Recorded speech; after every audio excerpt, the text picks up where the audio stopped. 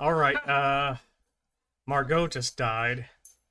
We're down here in the basement with her corpse and, her Boyfriend. boyfriend? Yes. Yeah. And we already know, God, what's the main character's name? Normie? I'm so sorry, Mr. Richards. Thanks, Nancy. Oh, God, the dog farted. Jeez. Turn the fan up. Oh, wait, no, you can't. Can't. The... This is the lodge's root cellar. It's a few degrees cooler than the rest of the house, making it ideal for storing a wide variety of supplies with which to provision the lodge. There's a set of stairs in the east wall leading upwards. Shelves contain an array of root vegetables as well as jarred and bottled goods. There are sacks full of apples and potatoes. There's a fucking dead woman on a table. Alright, it's just funny, you'll see. You're the one that gets to read the line. Yeah, I'm putting up boys real quick. Appropriate. Also had a text input box that you had to use at certain points. Oh, good. Oh, my goodness. And turn the big fan on. That's not interfering with this sound, is it? I think it'll be fine. Okay. God. Right? Time and place. My goodness, Jack has done such a wonderful job with this little vegetable patch. Margot's here. Well, it depends on your view. Is she, though? Evan is here. Alright. Take pumpkin. Margot is Evan Richards' paramour. She is more glamorous than you'd expected to see in these parts. Margot has shining flaxen hair, fair skin, and full lips. She's fashionably attired in a pink damask and ivory lace dress. She seems sweet, but you've met charmers like her before. Also, she's fucking dead. Margot's body has been temporarily laid to rest on a long wooden table. Oh, Margot. Peek under sheet. Damn, that's a horrible way to talk about Margot. Take pumpkin. Look at it, it's massive. It's right there. What would Jack say if he caught you filling your pockets with vegetables of his labors?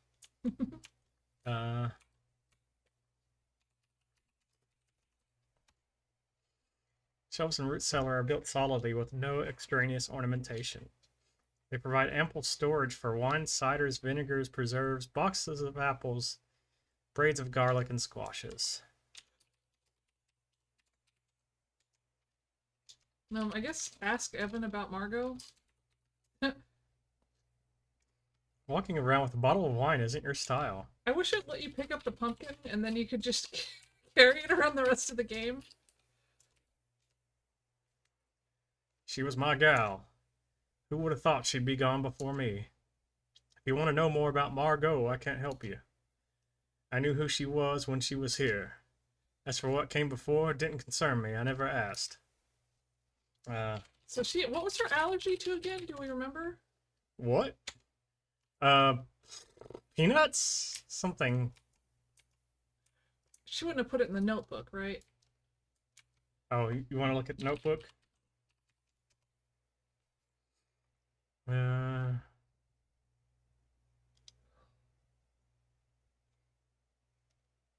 We'd have to go way back to when that was mentioned.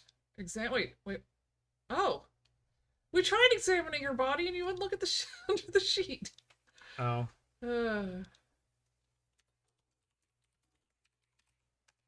Yeah, I feel whatever food. You want to have a look? I'm gonna go have a drink. I still don't know why she's acting like a fucking detective and why people seem to be mostly okay with it. As okay with it as they would an actual detective. Right? You determinedly decide to take a closer look at Margot's body.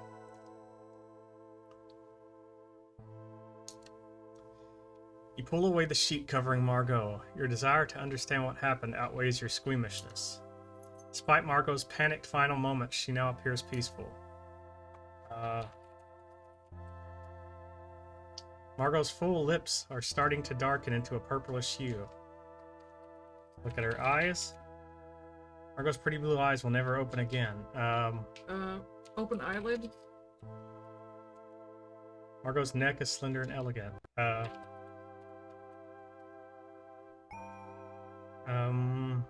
Open eye? Margot's nose is pert, well-formed, and suits her face. Skin? A bit squeamish about eyes, he decided to leave Margot's eyes alone. Margot's fair complexion is now a good deal paler than is fashionable. No rash. Death has given it a waxy sheen. Look throat? Like swollen? Margot's neck is slender and elegant. What would be some signs? Untie robe.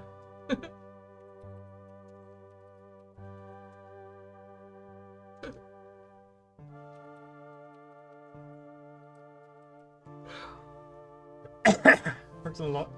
Check pockets? You want to read that? Oh, I'm hoping to learn more about what happened to Margot, but I don't think it would be appropriate to do that. I'm confident I can make some astute observations while still preserving her dignity. I mean, she's dead, so. Check pockets? Hold on. Yeah. I also want to do hands. Pockets are a convenient size for holding all manner of items. Check in pockets? Oh, yeah. Find a small silver key in one of Margot's pockets. Take the key from Margot's pocket and put it in your own. I wonder what this opens.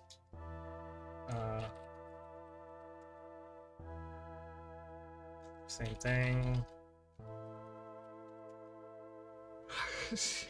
Nails? Margot's hands don't appear accustomed to hard labor, and her fingernails are well manicured. Margot's golden hair still shines despite the gloominess of the root cellar.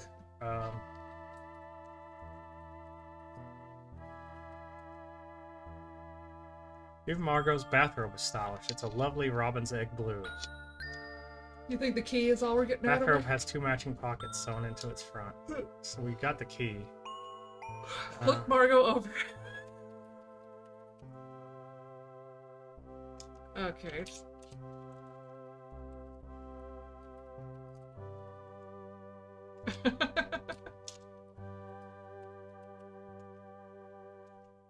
Oh, you spelled it wrong.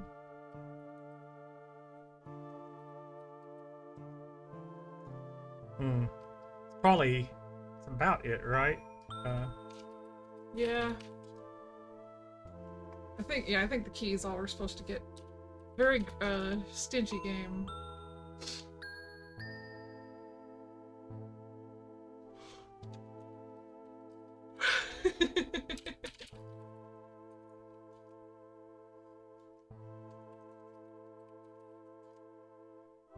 You and Margot weren't really that close, so it would be a little strange for you to do so. But she was French. French people do that all the time. Carefully replace the sheet covering Margot.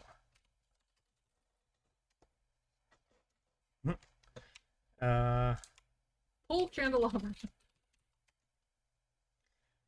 Can't take garlic. While there are plenty of uses for garlic, both culinary or otherwise, you won't be needing it. Pull on the candle just in case it opens a secret door. Well, I tried.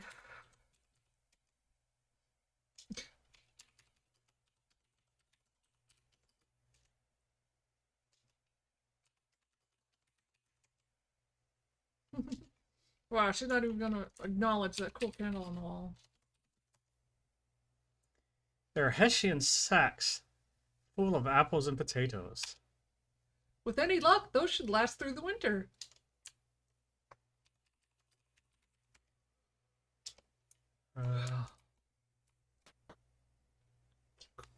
According to Evan, excuse me. According to Evan, Jack and Nathan will eventually be going to the train station. I wonder if I can catch them and ask them a few questions before they head out. Oh shit, I wanted to see if the key open, but I guess I gotta go in the car. Oh, what?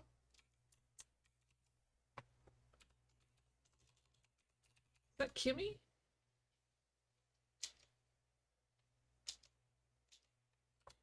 What's she hiding? Kimmy? Eek! Oh dear, sorry to startle you.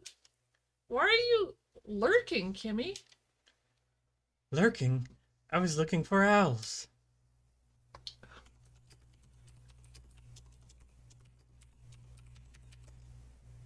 I'm sorry, Oh, Nancy. I ask don't about know Margot, anything I about think. Specifically.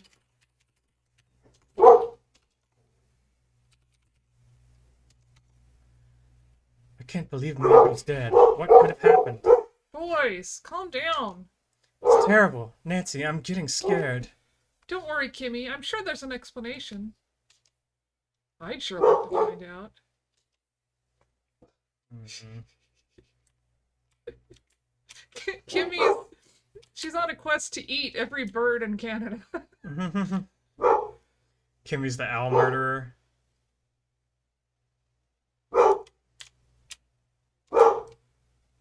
Boys, calm down. My goodness. So I guess they're not here yet. Gotta check all 20 of the rooms in the house to see if they're in one.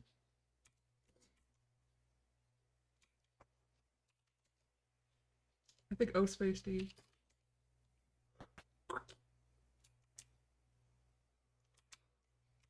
Oh, excuse me. You might be right.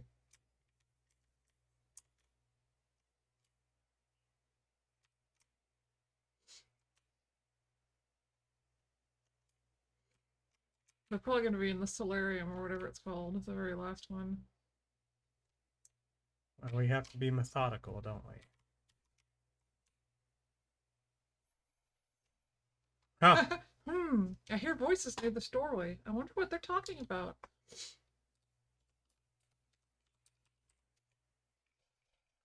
Your voice is coming from the study. Try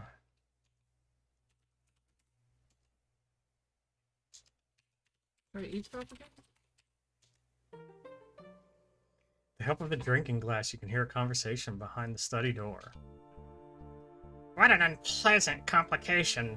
Margot had to die at such an inconvenient time. It certainly wasn't what I was expecting. I wonder. Never mind that. Right now, help me, Jimmy. This desk drawer open. I'm starting to think Father never made a will after all. He was always such a grand dreamer and never very organized.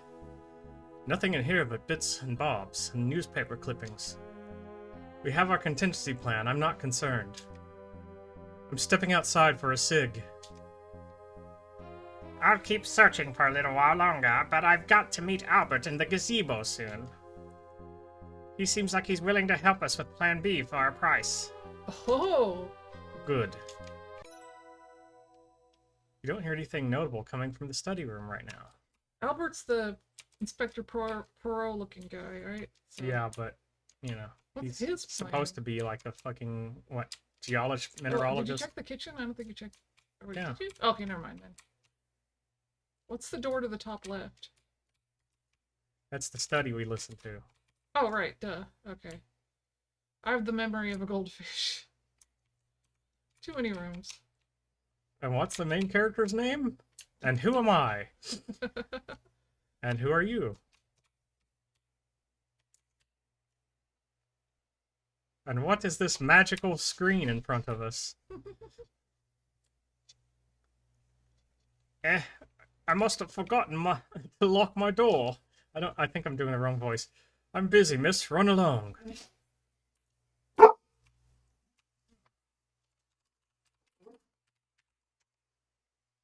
Margot's death. Shame, certainly, but none of my business.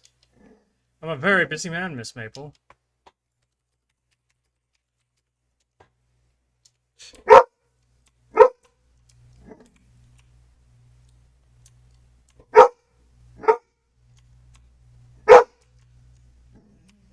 Where is everybody?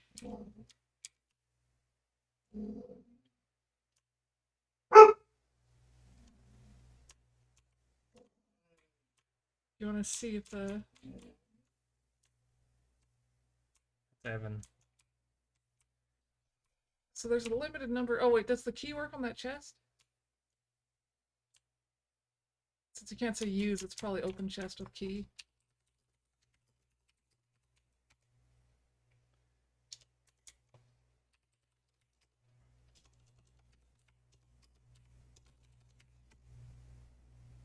Truck.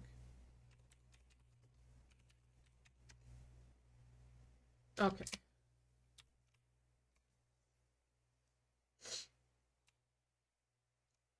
Hmm. So where's the, like, servant guy?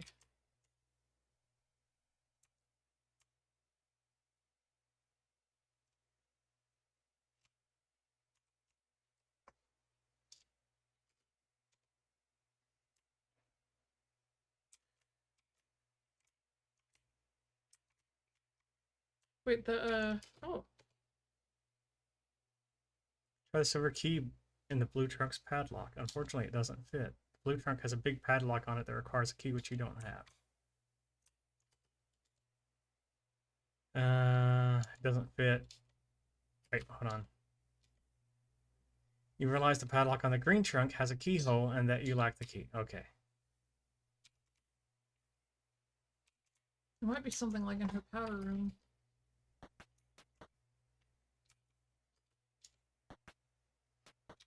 I'm concerned with finding those guys before they leave. Yeah, Nathan and the other guy, where the hell did they go?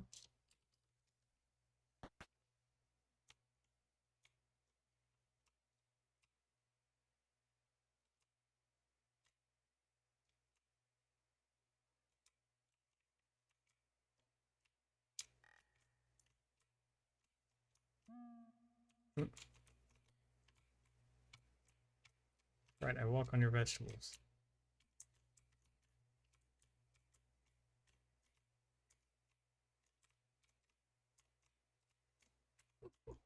Dancing Nancy.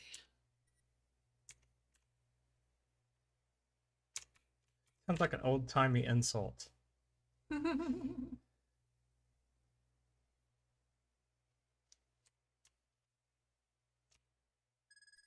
what was there about the gazebo? Oh, he's going out there for a smoke, wasn't he? You think you can hide behind it or something? Oh, there's the guy. You know, talk to him about the train station? Wait, is he the one that was going to the train station? Yeah, I think him and, is it Nathan, the Native American guy? Yeah, I think you're right. Is that a bot?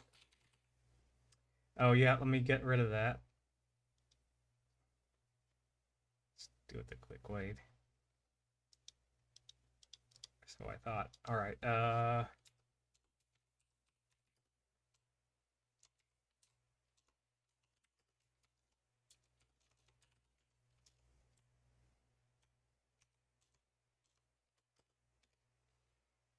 there we go.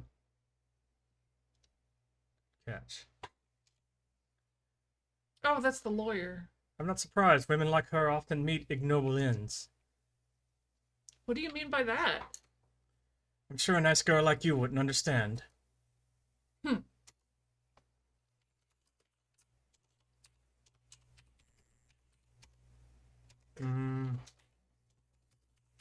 What's the sister's name? Oh, gosh. I can't remember.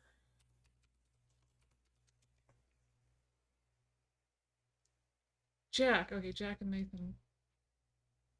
Nessa? Yeah, Nessa's the sister. She's in the study, tidying up. Uh-huh.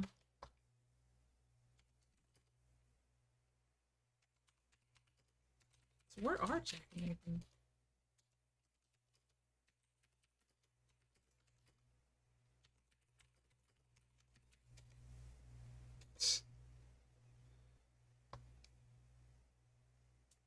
Hmm.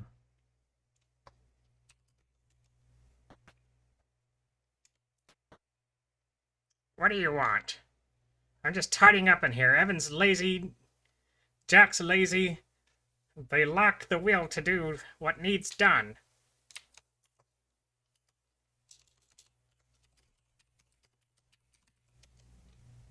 Hmm. Well, I certainly like her a lot better now. Damn.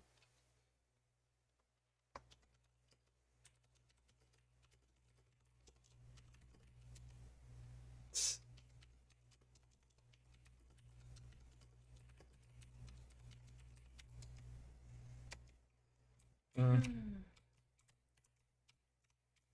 That's an avenue of. It's not like there's much.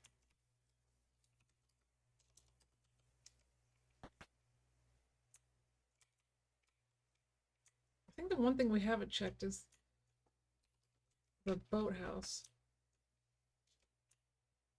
No, go down to the water edge. Oh. Oh, it's you. I can hear Jack and Nathan talking, but the sound of the river is making it hard to hear them. I wonder what they're up to.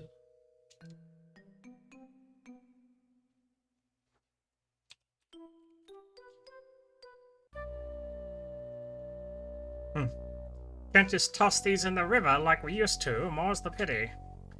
Mr. Richards hadn't hurt his back trying to take this all on himself.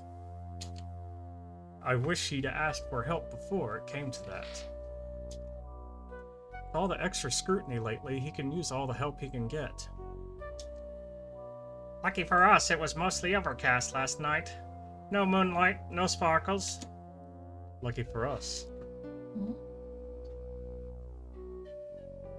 More diamonds.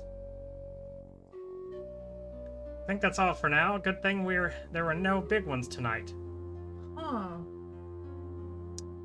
Maybe there is something to be found here, something valuable. Interesting. Agreed. Meet you in the carriage house. Yeah, I'll dump these in the smokehouse as usual. See you soon. Huh. Hey, Jack. Ah! What were you guys up to? Wow, just right out with it. Me and Nat were just getting some fresh air. Really? I was getting samples from the riverbank this afternoon, and it looked a lot like that. I found some interesting stuff. Oh yeah? Can I see? Of course. You show the samples you collected from the river to Jack. He scrutinizes them very closely. What do you think? Got yourself some white garments for sure, and some pretty nice ones too. White garnets? Are you sure? Definitely, but if you want a second opinion, I can take them to show Nathan and ask him for you. How about it? That's okay. I'll keep them for now. Suit yourself. Darn it, I missed talking to Nathan. I ought to find him and question him before he leaves. You have a good night, Miss Maple. Thanks, Jack. You too. Or was I not supposed to ask him about Margot? They're not ever going to tell you shit, are they? Right. They're like, yes, I murdered her. I mean...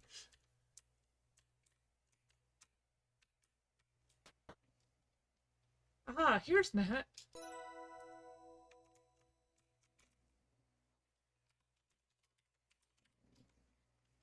Good evening, Nathan. Ah, I thought maybe you were Evan. Sometimes he likes to walk the grounds when he's troubled. I wonder where he is now.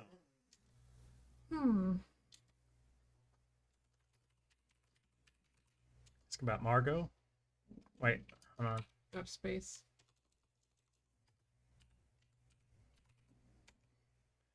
Margot's death is shocking. She was a kind woman. It's a sad state of affairs. I've known Evan a long time. I've never seen him like this. He needs to grieve. Jack's driving to the train station to send a telegram about Margot. This is ranger business. I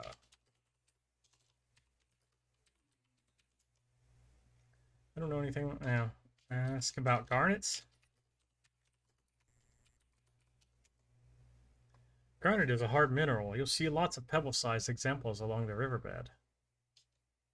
Settlers mined garnets in this area for use in industrial abrasives. That is until the mines became unprofitable. Let's see what the notes. Nessa wasn't expecting Margot's death. She and Corvus have a plan. Nessa to meet Albert in the gazebo. Jack and Nathan are collecting something sparkling on the riverbank and hiding it in the smokehouse. Okay. So we gotta find Nathan again. Found Nathan again. Already did it. Alright. You think you can hide behind the gazebo? Or do you think it would tell us? Let me try it. Oh. Oh, Nancy, I wasn't expecting to see you here. Excuse me. I'm going to look for Evan. I can tell he's upset, but you know how he is. Oh, he's going off on his own? Yeah. Maybe try the jetty? Thanks, I'll check there. I have a few other places in mind first. My meeting with Albert in the boathouse begins shortly. I'll look for Evan after that. What's he meeting Albert in the boathouse for? Question. Good luck.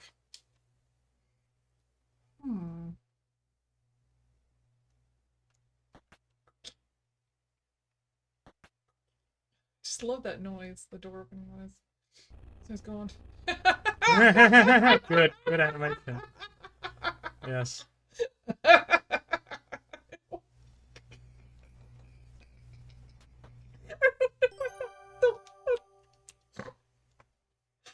Oh my god.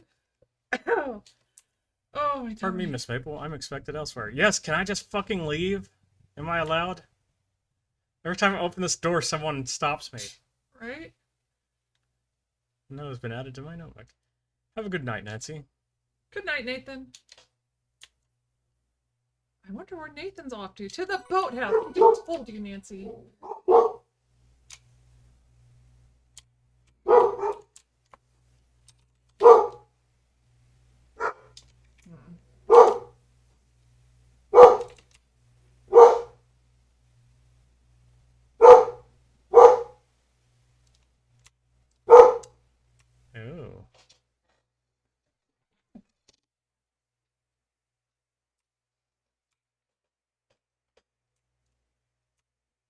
We're not very good at sneaking.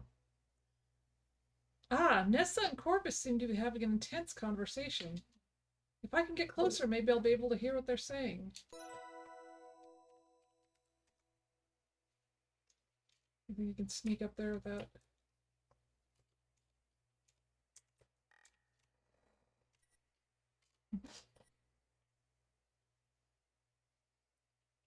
Conceal yourself behind an ideally situated apple tree.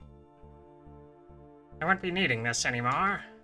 Nessa takes a silver flask from her pocket and pours it out onto the grass. Huh. Is she going to poison Margot?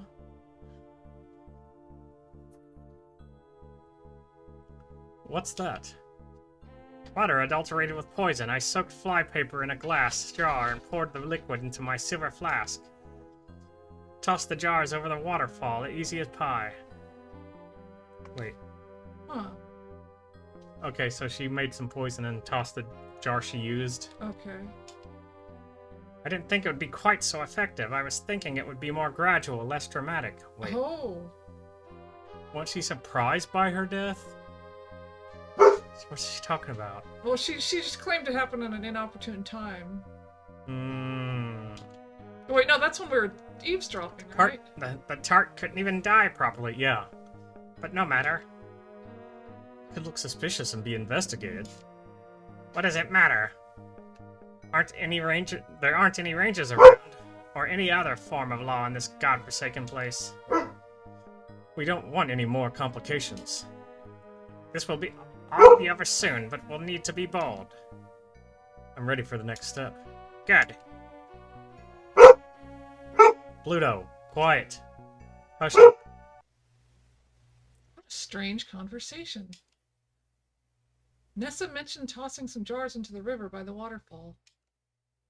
I should go to the waterfall and take a look.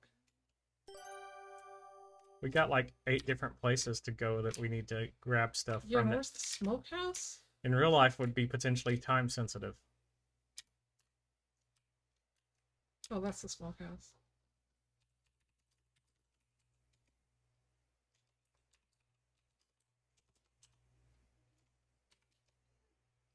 Bag of salt has been opened, revealing the coarse rock salt inside.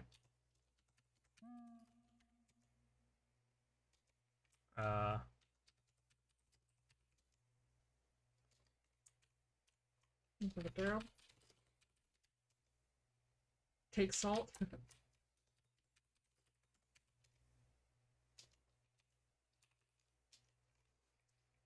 Grave smoked meat and fish are hanging to dry and cure.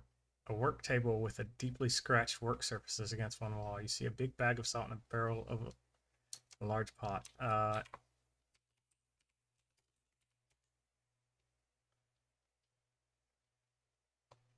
think that just confused her. Take salt? Oh, you gotta delete the old, Oh, I'm not too far from the... Scoop up a handful of rock salt. Aha! How did we not try that before? Fairly unremarkable. The bag of salt has been opened. Not being you, can you hear me okay? I just realized I was kind of like leaning back away from the mic.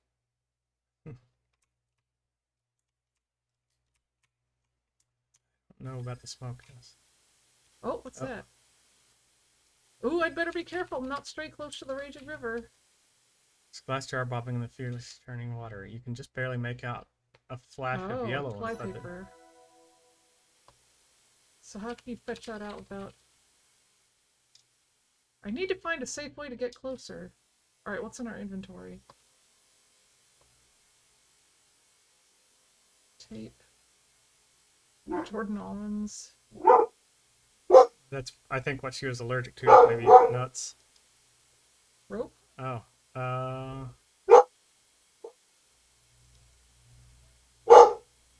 What's that yellow light on the top right? Duck call, okay.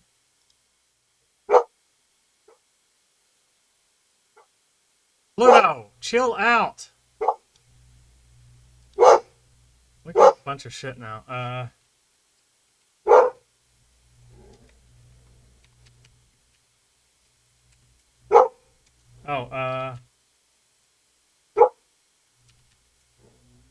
Aha! Tie rope to waist?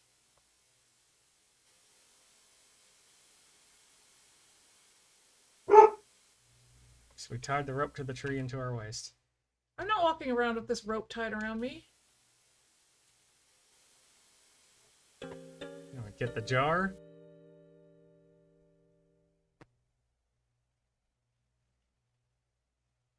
Take the glass jar.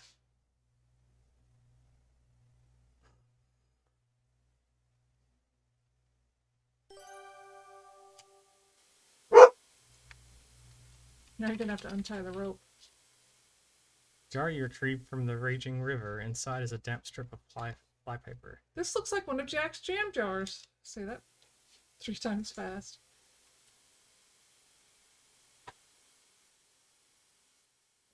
And tie the rope from around your waist. Take rope. In your enthusiasm to secure the rope to the tree, you created a series of utterly undoable knots. I guess that's one way of letting you know you don't need it anymore. The rope has done its part. Oh, goodness. I guess it's a... Oh, Mr. Richards, there you are. Mr. Richards? Evan doesn't acknowledge your presence. He looks lost in thought, or maybe highly inebriated, possibly both.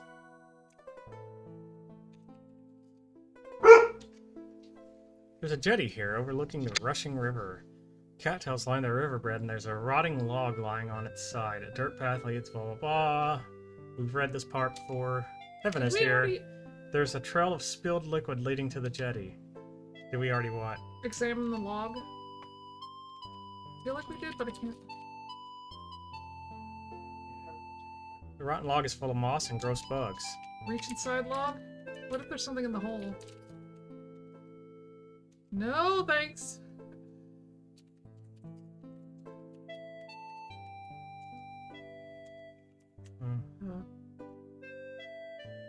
I hear a rumbling in the distance. Is that thunder?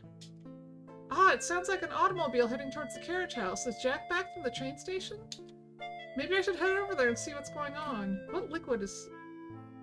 Drinking some kind of alcohol. Well, it said there was liquid on the jetty, though. Or a trail of liquid? I think his liquor. Oh, okay. Sorry. Or I could head to the lodge and see what's going on there.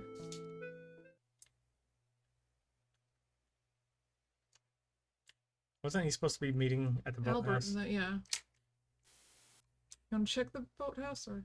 Okay, there we go. I hear voices near this doorway. I wonder what they're talking about.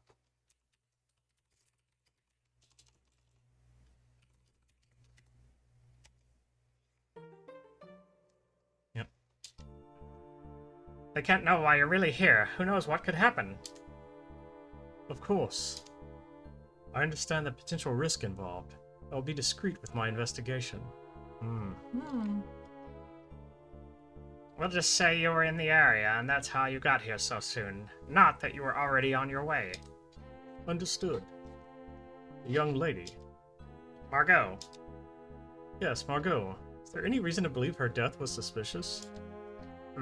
She's always been a bit sickly. Don't bother yourself with that. Huh. Just make like you're looking into her death. That'll be a good cover. But focus on what you're really here for. Okay, Jack.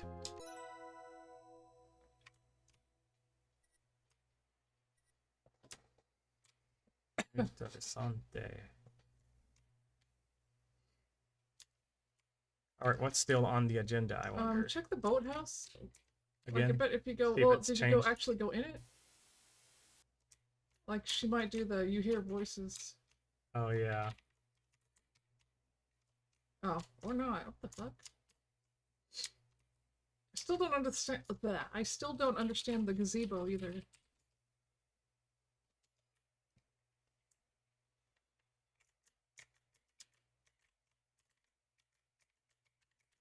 Release me. Okay. I guess you could try to go into Margot's rooms and see if you can find whatever's that key unlocks. Because remember, she stole the brooch from the sister, right? Margot did? Yeah. Yeah, that's right. She's about to say where it was when she died. Why is the water running? I think we left that running. Ha! Nice.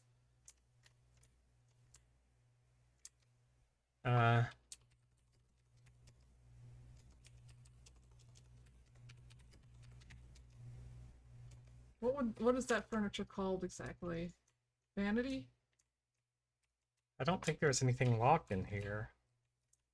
Oh, oh,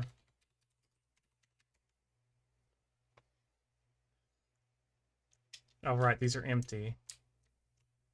So somewhere there's a locked thing. Is that called a vanity, though? Like, is she just not... Okay. Search, vanity. Okay. search vanity. Aha! Slide the small silver key into the vanity's lock. It fits perfectly. Good job.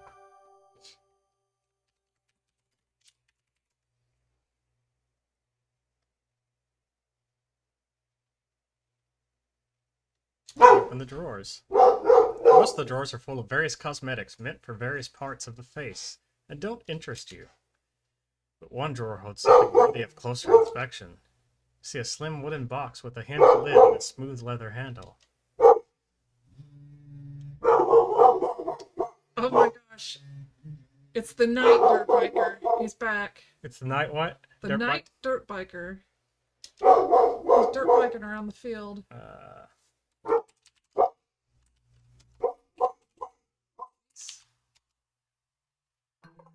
Cheers. From the slim wooden kit. Wait, is this yours?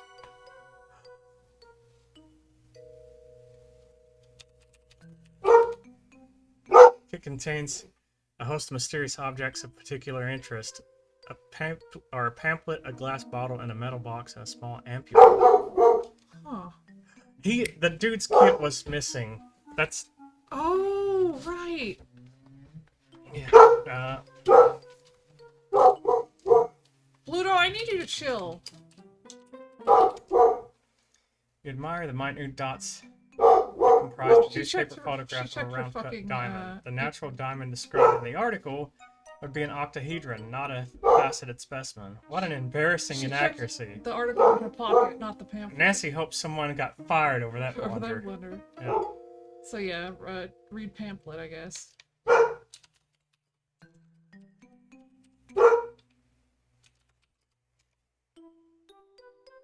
Pamp. Pamp. Pamp. There you go. It's such a weird word. Cover of the pamphlet reads Ehrlich's Magic Bullet Kit, prepared by W. Martindale, chemist. Oh, so not the thing we're. Huh. Open the metal can? Or. Oh, there's an O before the U.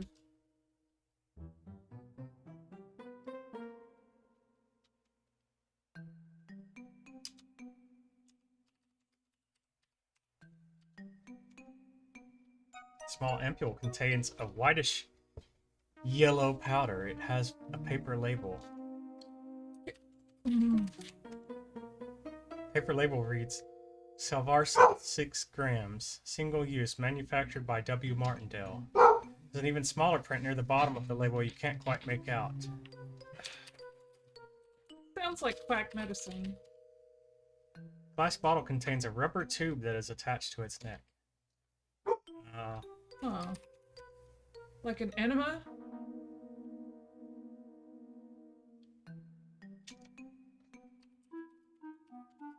Oh! Is this... Salvarsan was an early antibiotic used to treat syphilis. Huh. Interesting. You've never been good at opening these types of little metal boxes. After chipping a nail, you decide to leave it. Oh, come on! Fake box? Like... Cyber Satan. Sorry. As long as they're on Margaret. She's dead! She doesn't own anything anymore. So, wait, was it the bottle or the ampule that had the... Hold on. Okay. Oh, you screwdriver on box? Right. No use. That would be too useful.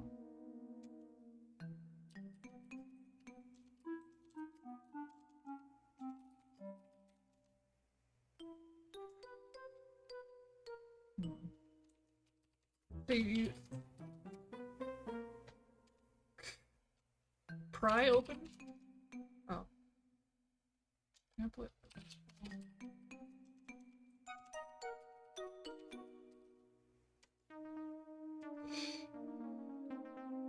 So we looked at the ampule, right, but not the bottle. We looked at both. It contains a rubber tube that is attached to its neck.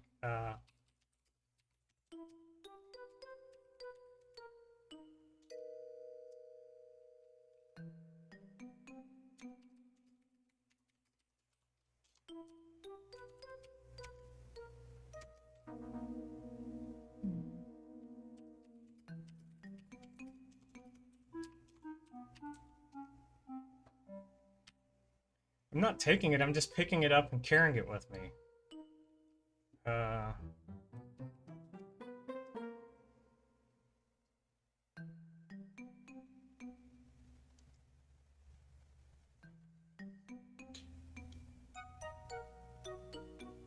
Wait a second. Can you run water over the salt to dissolve it? In Margot's bathroom, the water's running. Maybe. Yeah, give me a second. Okay.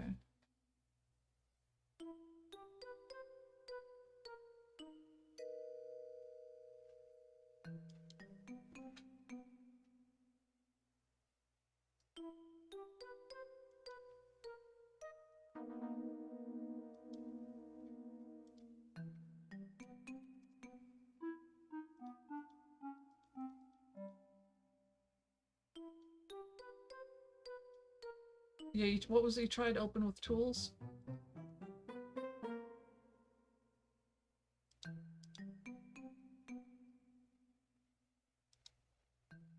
Oh, you could use your magnifier on the label, if that matters.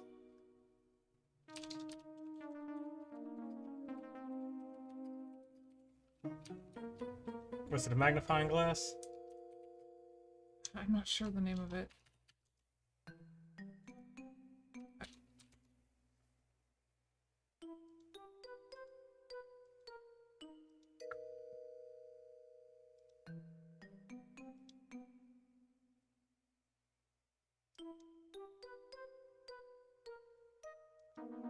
Hi, Cherry Onion. Hi, Cherry Onion. Welcome in. Just playing some Crimson Diamond. So hover over the. That's the. Oh. Uh, can you use it outside of the? Son of a bitch. Okay. Wait a second, though.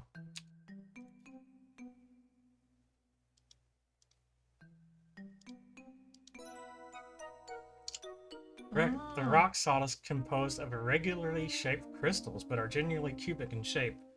They are whitish to colorless. Some of the crystals appear irregularly shaped, more octahedral than cubic. But salt is fairly brittle and is water soluble, so they can be just about any shape. Okay, we need to get some water You're on onto it. something with the water. Yeah. Is that what you were thinking? Yeah, that they were hiding something. They were hiding something in the smokehouse, right? So if you're putting a bunch of diamonds and rock salt, they're gonna blend right in.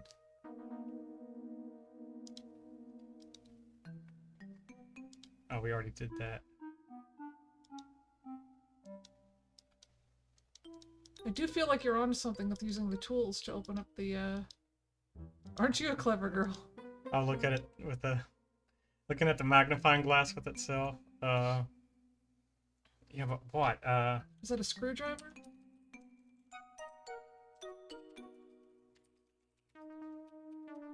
See, I think I already tried this.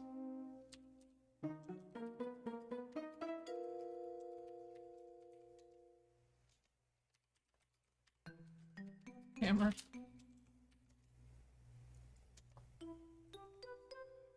Or were those the only other? What was the other one? That was just like a brush or something, right? We've got tape. Okay. We might not have what we need Is that yet. middle thing just a brush? Which thing? This? The yellow handle, yeah. That's a duck call. A duck call, that's right. Pry it up with the duck call. Alright.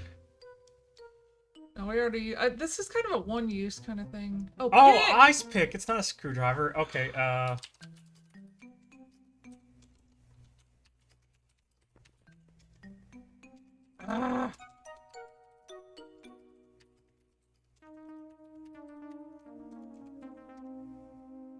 Is it one word, ice pick?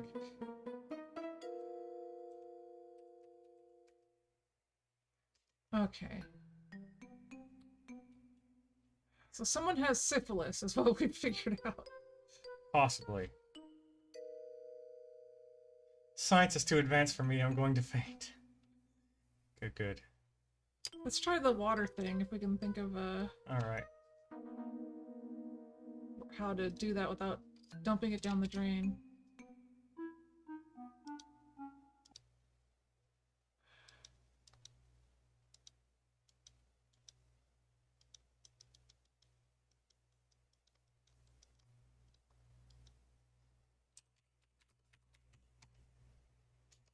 Try just putting the salt in the tub, since it's running.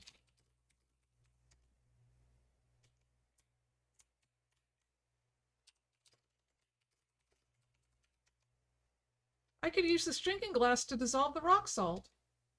Drop the rock salt into the drinking glass. I'll need to fill this drinking glass with water if I want to dissolve this salt.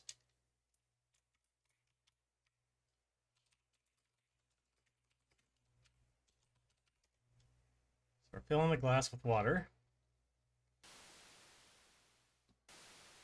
What a sound. You wait a little bit and fill the drinking glass with water from the tap.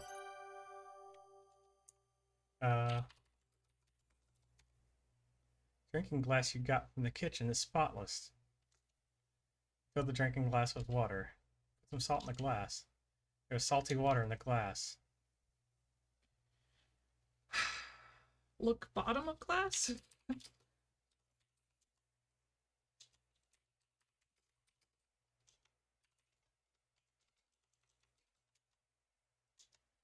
Oh, uh...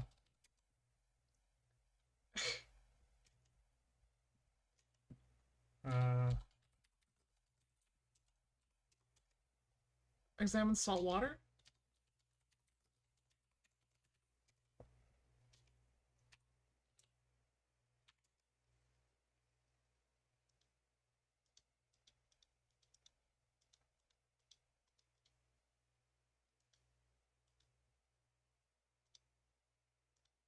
Drink the water. Drink the salt water. She might die, though. She might want to save first. When is the last time you saved? Closer inspection reveals a white powder residue at the bottom of the jar. A strip of damp flypaper inside the Oh. jar and a small oily spot on the jar. Do you need to dust it for prints? Dust jar for prints, yes.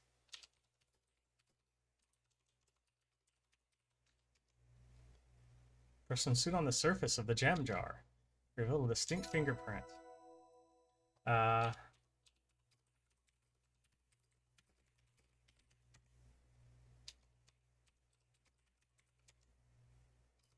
It's a print from jar?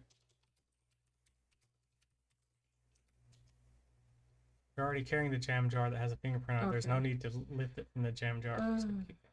But what if it compare- gets smudged off? Compare print on jar? How'd she do it before?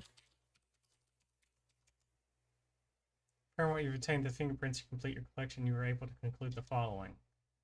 Fingerprint on the glass jar belongs to Nessa. Oh, sorry, you can say that. Aha! The fingerprint on the glass jar belongs to Nessa. We knew that. I guess it just confirms it, right? Yeah. Can you take that towel and soak the water up with it?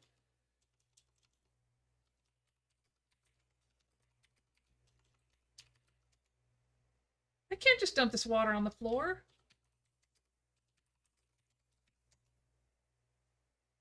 The water in the drinking glass is far too salty to drink. No thanks. It won't let us soft lock, right? Shouldn't. Okay. But one never knows, do they? Right. Alright, so pour out the water, I guess? It wouldn't let me. Oh, what'd it say?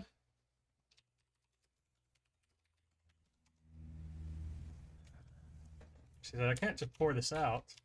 Okay, What have we here? You haven't fooled me with your timid act.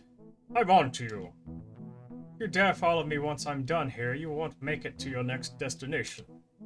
Consider yourself warned. Why was he in... Ooh. Was he talking to Kimmy, or... Huh. Albert confronted Kimmy about something. Ooh.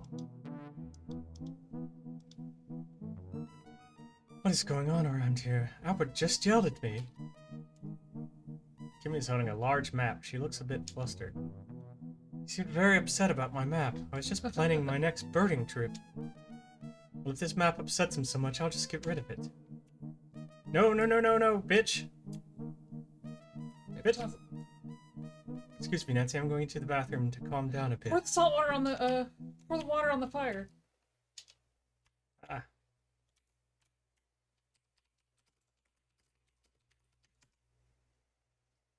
So that's what we're... Pour water on the burning map. Called it. Some of the rock salt doesn't seem to have melted. Strange. The owl murderer. Being used to solve the case. Remove them to solve rocks.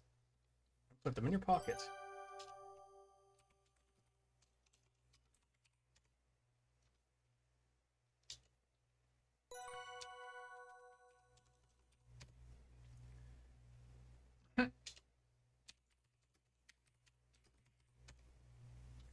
Map is slightly charred and damp, but is still mostly intact.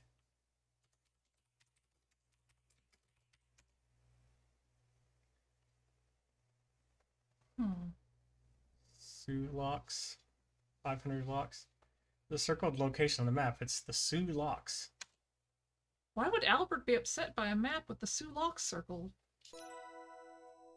Oh, use the loop on the, Swalt. Bizarrely, the crystals you got from the bag of rock salt didn't dissolve in water. These tiny colorless minerals from the salt sample aren't salt, as they didn't dissolve in the water. These insoluble crystals look like little octahedrons. But these are a little too small for me to examine properly with my loupe. I'll need to take these back to the museum and get them under a microscope. We're going back to the museum at some point in this game? There's nothing conclusive with her. She's a scientist, you know. Yeah. These things are a process.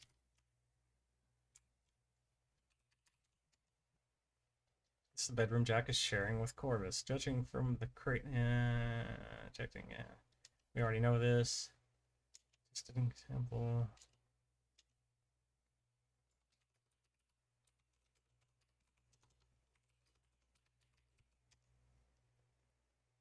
Oh yeah, we Yeah, already had this conversation. Yeah.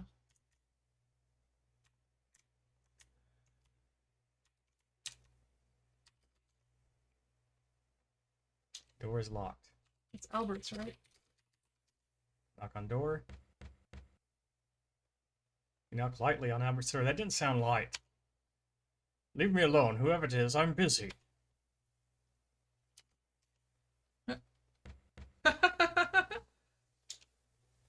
Oh, shame. I'm gonna do it multiple times. Shame we haven't found another way to get killed. There are other ways. We haven't got them all yet. Yeah.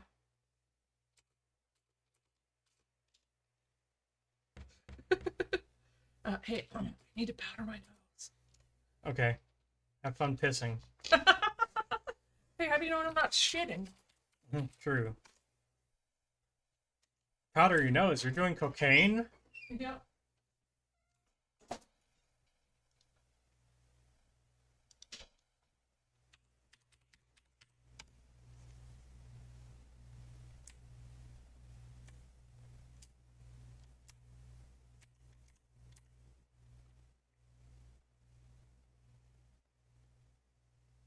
You're all doing well out there tonight. Having fun watching us get through the Crimson Diamond. It's a fun little game. Very good looking game. Nice design. The puzzles aren't unreasonable so far. It's a well done thing. I'm enjoying it.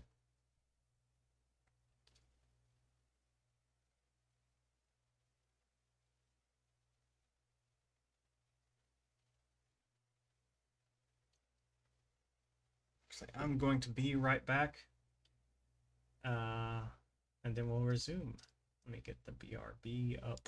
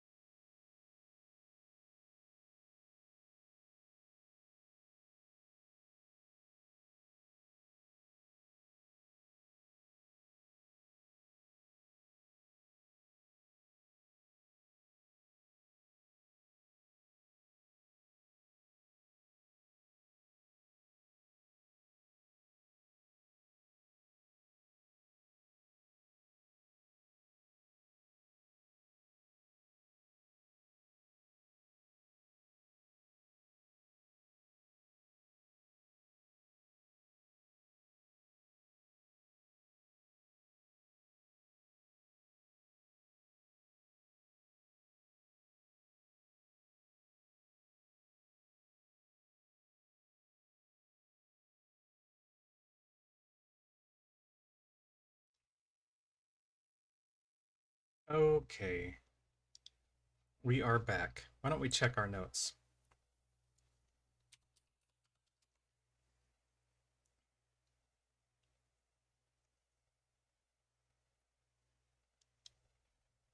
What was said about Kimmy's map with the Sulaks circled?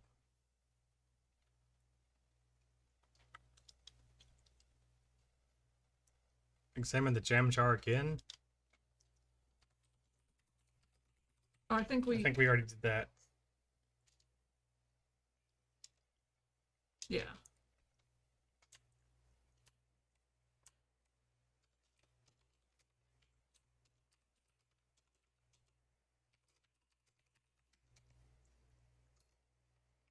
I doubt we're getting anything new from her.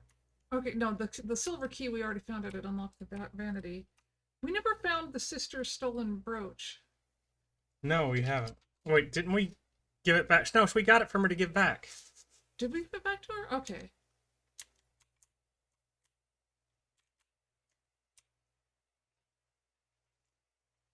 Space Mister, welcome in. Hi, Space Mister. Dream getting ready to pop up. Let's see what we got. Dream. Really hoping we'll get the new one soon, but it's 1 in 195, so God knows. Data. Oh, it's Captain Picard with his good friend Garfield eating, I'm going to say lasagna, but yeah. Anyway, welcome in. Everyone be sure and follow Space Mister as well. Great streamer. Top-notch Henry trainer.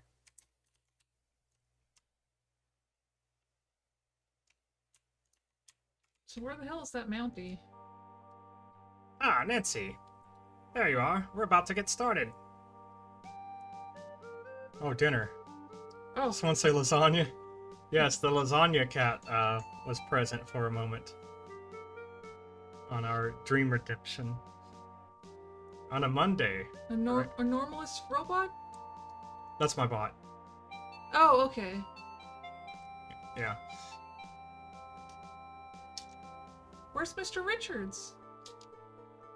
Don't you worry, Miss Richard. Or, don't you worry, miss. Mr. Richards needs time to be alone with his thoughts. He'll probably be here in a bit. This here's Ranger Murdoch. He was out on patrol by the train station. Lucky for us. I told him about poor Margot. He said he wouldn't mind stopping by and filling a report. A report? Whatever for? She had a fit and died. Bury her and be done with her. Gives me the creeps having a dead body around. I'm sure nothing's amiss, but how could I turn down Jack's hospitality? I'll take a look, file a report of the death, and save old Doc Travers a trip up here. What about the bridge explosion? Do you have any news about that? Bridge explosion? News doesn't travel very fast in these parts. I'm out in the bush most of the time. Of course, I was so distracted by Margot's death that I completely forgot to mention the bridge to Ranger Murdoch. Anyway, I sent a telegraph to the closest town. I'm sure the appropriate authorities are handling it. I'm sure. Bears and raccoons are more my jurisdiction. Not much happens out this way. I don't trust him because of how handsome he is, if I'm being honest. Right? He's got that, like, shitty handsome prince vibe going on. Where it's like, oh, you think he's good at first, and then it turns out he's a jackass. Mm-hmm. Prince Jim of Canada, yes. I gotta turn the fan off and freeze it. Alright. One of Space Mister's IRL friends. My good friend Prince Jim of Canada. Okay, I'm back. Tomorrow morning I'll take a look at Miss Margot and be on my way. Sounds good. My, it's late. You must be bushed. I'll get you set up in the spare room upstairs. Are we done here? I'm dreadfully tired. I'm tired as well. Nessa and Corvus leave the table after exchanging what seems to be a series of impatient looks. Kimmy follows soon after, seemingly unwilling to appear rude by leaving first. By the time Jack shows the Ranger to the spare room, you realize a lot of time has passed and Mr. Richards still hasn't turned up. I should check up on Mr. Richards. Excellent job. Kudos on your thorough investigative technique. You made it through another chapter. Oh no! Where's Mr. Richards? Chapter 5. Escalations. I love the chapter text card, by the way.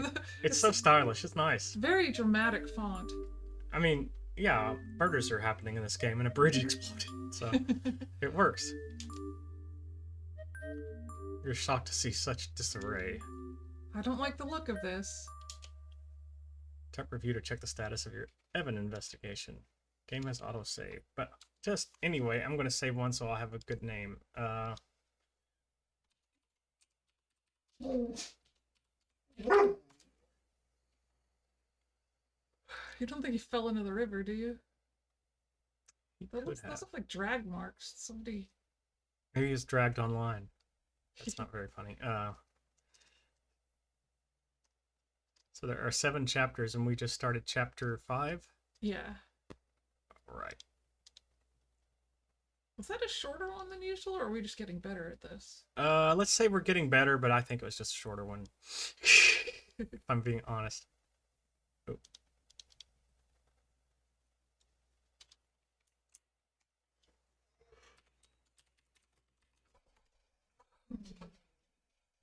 We're examining the dock. While there's some splashes of liquid on the jetty, they don't appear to be water from the river. Yikes, look at all this broken glass. I could also see some scuffs and a wet shoe print. Now we're getting the footprints.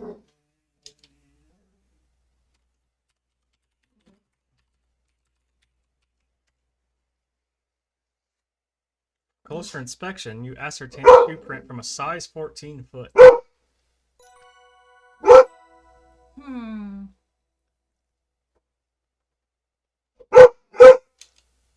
Mr. Richards wears size 12. He definitely didn't make shoe prints on or around the jetty. We already asked shoe sizes earlier for no reason. They're like, I don't know why you're asking me this, but... Did Jack encounter Mr. Richards during this incident? I should find him and ask about his shoe size. Who knows what size Lisa's feet are under that long skirt? I'll have to investigate. Where have I seen Kimmy walking around outside? Could she have left some shoe prints on moist ground? By the birds. Corvus wears size 14. He could be involved, but I can't say for certain until I learn everyone else's shoe sizes.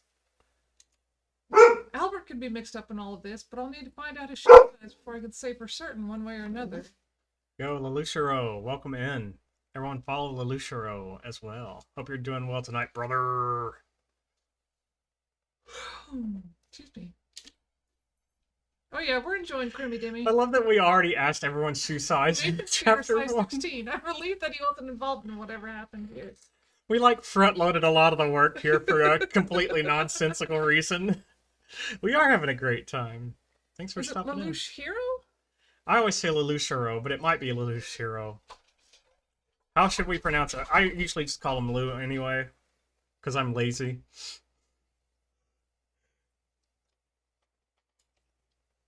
Type size check. Oh no! I like to just kick open a door to a crowded room and say, size check, and then just...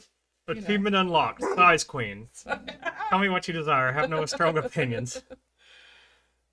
Says Lelouch. Alright, size check. Why is that?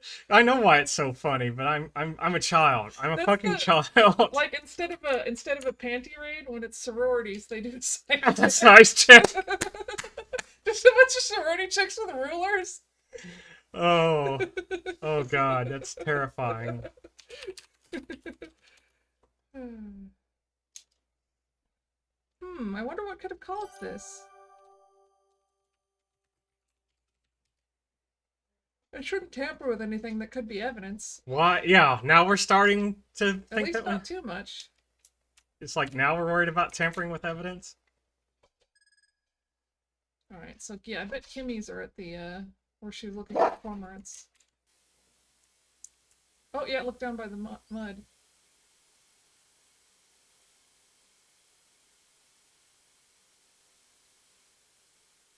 Ugh. Footprints. I can clearly see the shoe prints Kimmy left behind when she stayed close to the river while looking for ducks. Phew, I'm glad she didn't slip on those rocks. I would have felt terrible. Uh, Measure?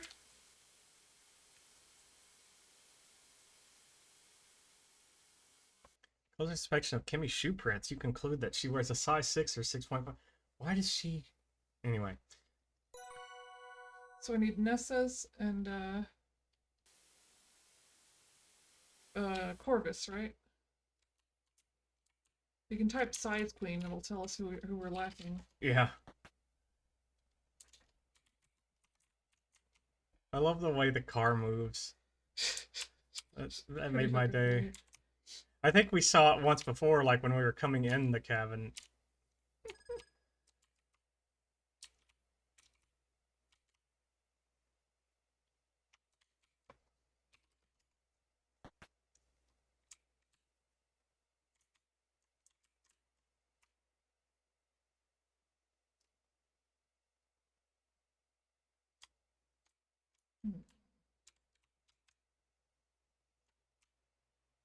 Oh, Albert's whose shoes we need.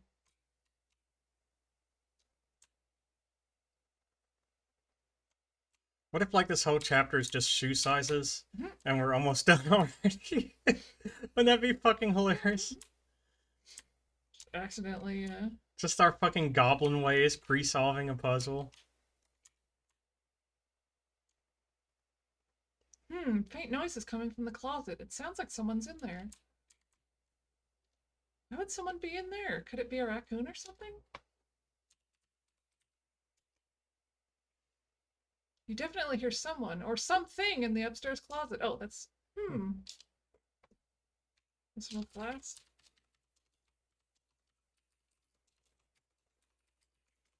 Maybe they're not talking.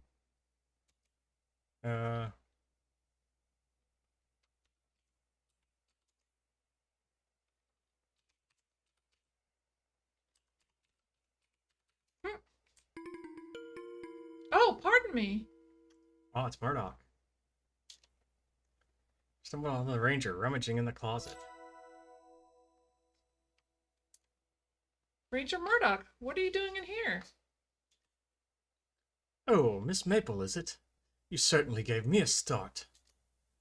Jack directed me to the bathroom, but I don't seem to be in the right place. I'm used to being out in the wilderness, but a bucket doesn't seem that appropriate as a bathroom, eh? Ah, the bathroom is across the hall from the spare room. Oh, I thought Jack said across from the stairs. My mistake, excuse me.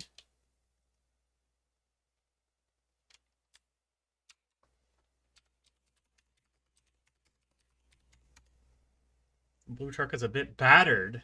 It looks like it has survived an overseas voyage or two. The blue trunk is Examine locked. the lock. Was it Like, battered someone before? pick it?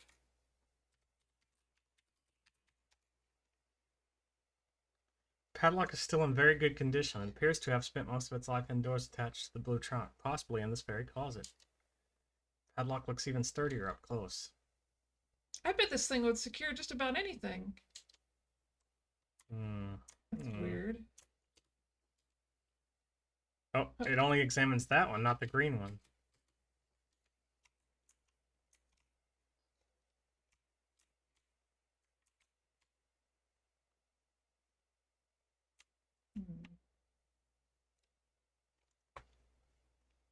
I hear voices near this doorway. I wonder what they're talking about.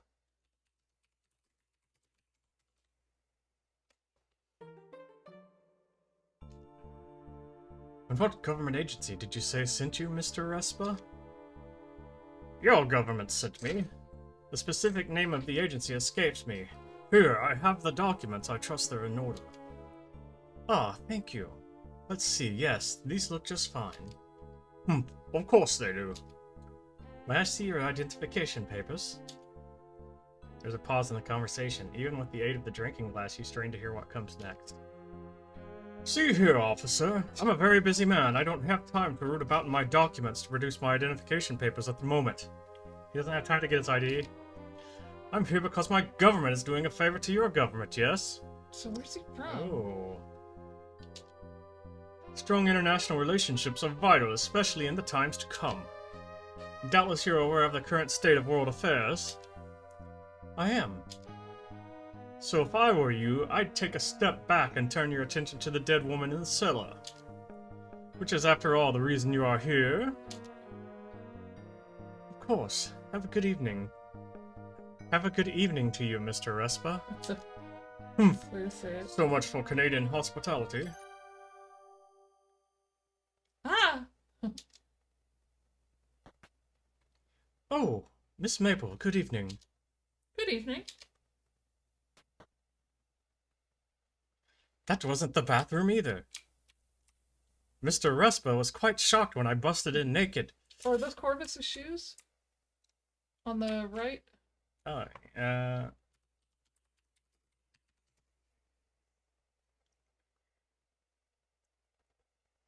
Huh. Oh, wait, did we already have his? yeah, we already had this, I Okay. think.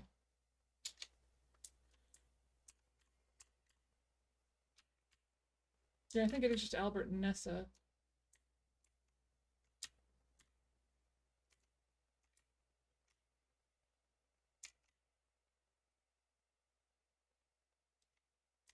We already know Kimmy. So we... And Nessa's room didn't have any, like she's got that shoes. trunk, but it was locked, so. Also, I would assume she'd, like, wear, like... I don't know. If we can find her, we could just look at her feet. Since apparently that's a skill Nancy has. Yeah, I was wondering about that, too. She just looks at prints and it's like, oh, these are a size 6.5. What the fuck is Nessa? Never mind differences in women's and men's sizes. Wait, is that the case with shoes, too?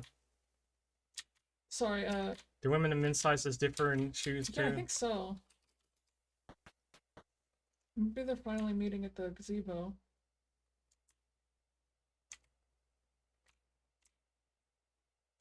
Where the fuck is Nessa?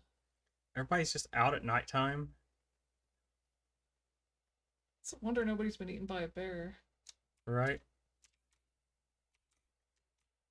Turns out a bear got in and killed Margot without leaving marks.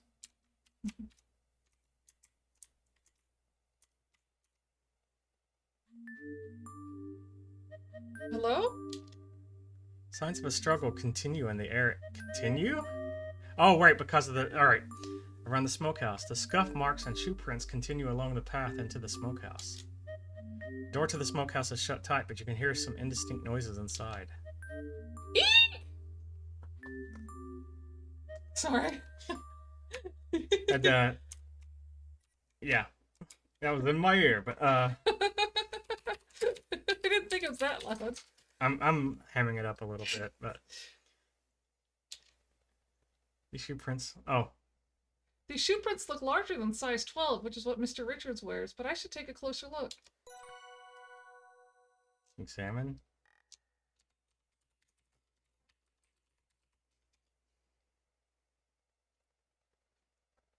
Size 14 and size 8 shoes. Shit. Wait, hold on, let me redo that. It appears that someone wearing size 14 shoes made these shoe prints. I need to examine the scuffs by the smokehouse more closely. Maybe that will reveal something. Examine scuffs. Scuff marks lead into the smokehouse. Uh-oh. Who could have made these scuff marks? Was somebody dragged in there?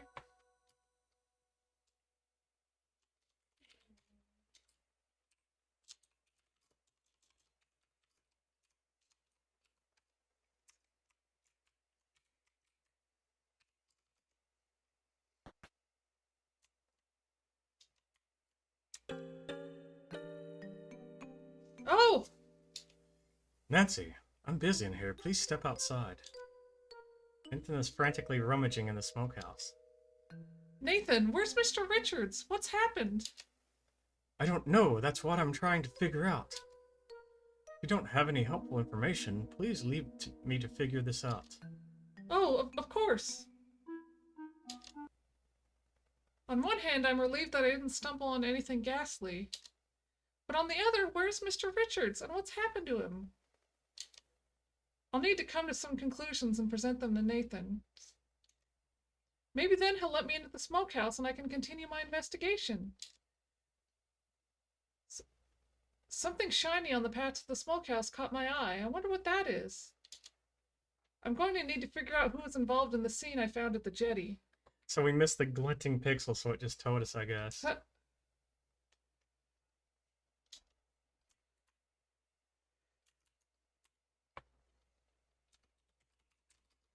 What did she say?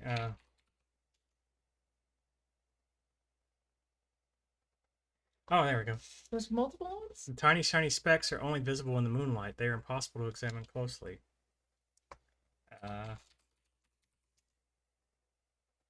Minuscule specks are no larger than grains of sand. You can only see them because of the light hitting them. You can't pick them up. What about that one in particular?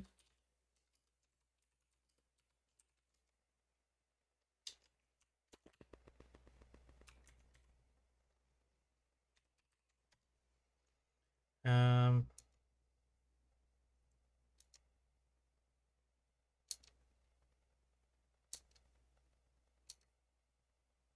Round and metallic. Okay. oh, yeah.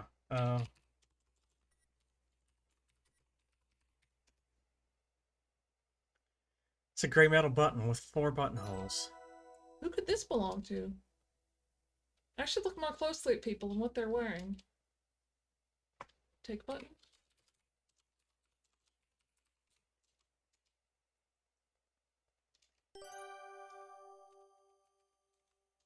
No.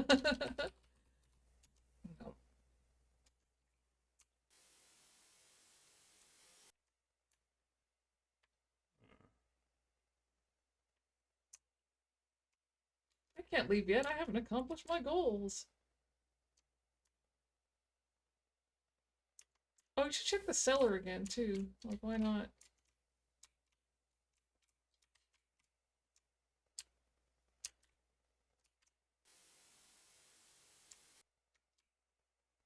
Make sure Margot's still dead. Right, she's a zombie. So we've been throughout the house and like no Should I one's pick the there. gazebo one more time now that things have happened? You know how stuff unlocks other stuff. Oh yeah, that means we have to check every room again too. Basically. But I like your idea about the cellar. Feels like we don't have a reason to go there, so that might be it. Like, why not? It's shit just happens like.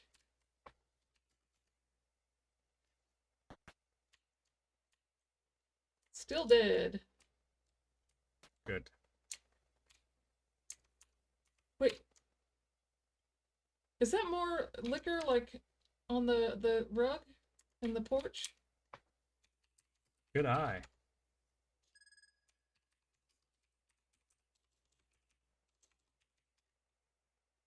See a trail of spilled liquid leading to or from the south.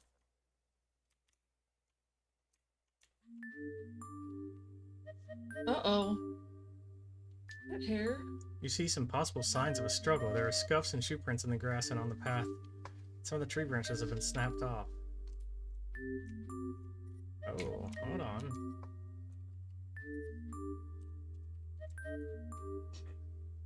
Tree branches stick out like arms, ready to cling and snatch an unwary passers by. Look at the hair, I guess. You want to read the line? Oh, luckily the paths are kept pretty clear of any obstructions. Sorry, I get mystery. Some of the branches off to the side of the path look like they've been bent and broken.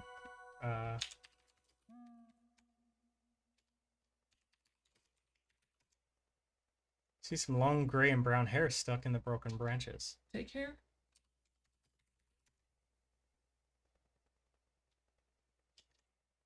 Brown and gray. Nessa, maybe? Maybe. These might be useful bits of evidence. These long gray and brown hairs still have their follicles, indicating they were removed with some force. I found these caught on some broken branches. It looked like there was a struggle in the woods. Oh, it could be Evan, too. Oh, only Nessa has hair like this. I should take a closer look at these scuffs.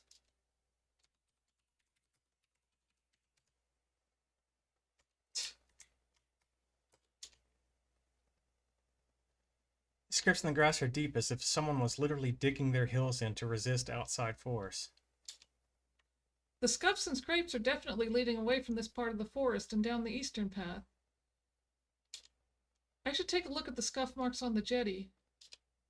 Maybe the wooden surface of the jetty will reveal more about who made these scuffs.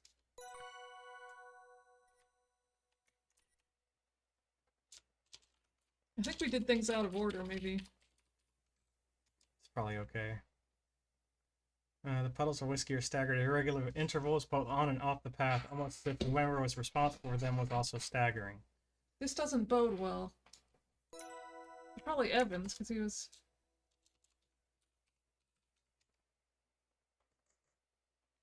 Closer examination of the scuffs of the southern path, you conclude that someone was dragged from the jetty into this area. And it was a bit of a struggle by the looks of it. I should examine it. Yeah, okay. Same thing.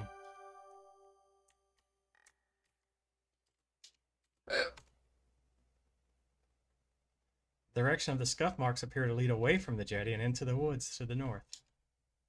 And these scuff marks are made by rubber-soled shoes. I'm not sure exactly whose shoes made these scuff marks. I'll need to look into that. Mr. Richards could have made the scuff marks, but I'll need to find out what kind of shoes he wears. Alright. Goes to the right. And then, okay.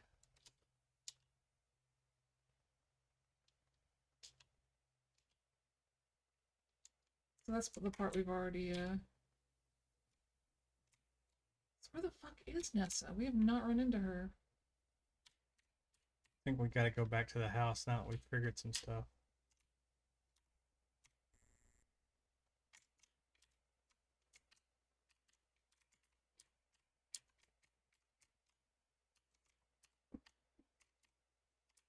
Look, you try to path around this stuff. You think it's so fucking funny? Look here, lady.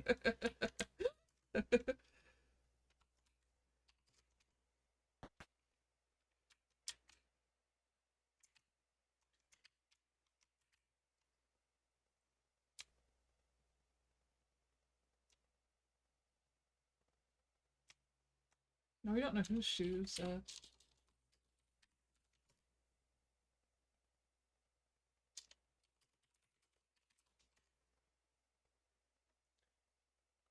So we look at the boots. Next to your lip, you can clearly see the initials ER written on the inside of the boots in the small letters above the number 12. Boots belong to Mr. Richards. Rubber soles, too. So appear at the boots in the left-hand cubby. There's another pair of boots here that are marked with a J and are also size 12. Ah, these must be Jack's boots. These have leather soles. Aha! The shoe prints I found on the jetty aren't Evans. It does appear he walked away from the jetty. Or it doesn't appear he walked away from the jetty. Scuff marks I found on the jetty leading away from the jetty... On the jetty leading away from the jetty were made with rubber-soled boots. These rubber-soled men's boots belong to Mr. Richards. He's a practical man. I recall he was wearing a similar pair of brown boots the last time I saw him at the jetty. Uh-oh, I think Evan was forcibly dragged away. By Mr. Richards, huh? Well, Evan is Mr. Richards. Wait,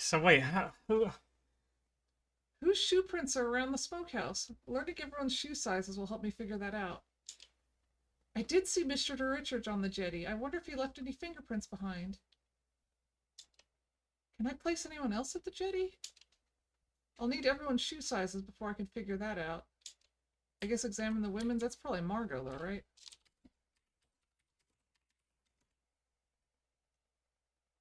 Just make out tiny letter M's in the women's boots just above the number 5.5. That confirms these boots belong to Margot and that she wears size 5.5 boots. Thank goodness everybody puts their initials in their shoes, huh? It's a Canadian thing, I'm sure.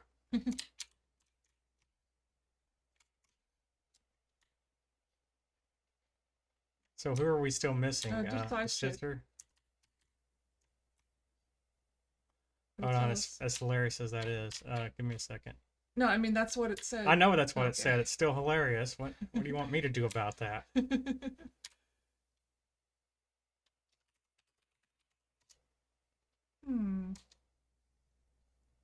I need to figure out the shoe prints. What?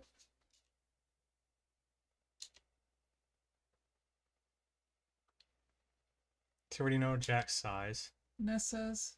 We know. Okay.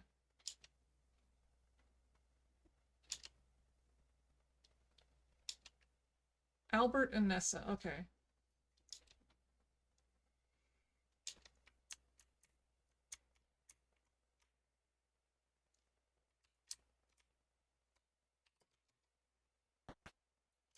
Aha, you fucker.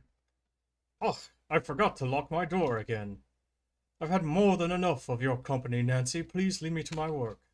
Just check the shoes real quick, I think. I mean, okay.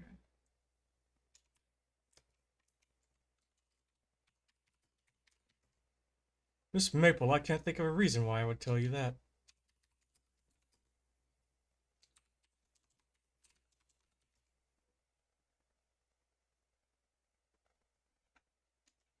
Ooh. See a small number 12 marked on the insides of the shoes. Alright. So now we just need Nessa. Her room was tossed. I don't see shoes.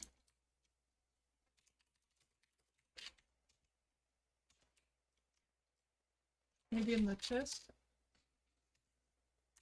Or a trunk, I mean? Or suitcase?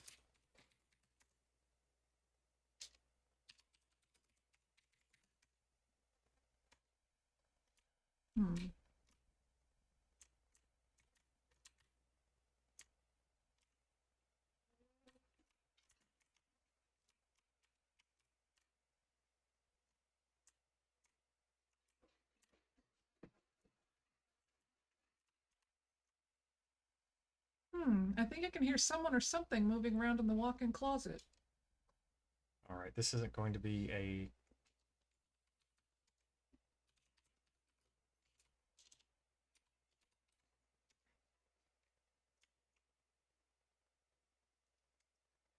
Well...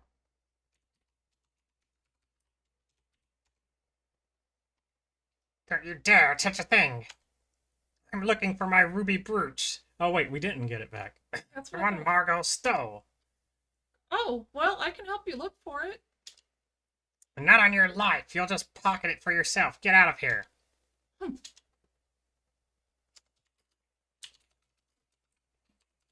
Uh, I don't care at all.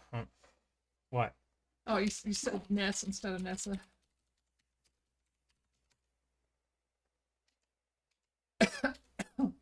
Hmm.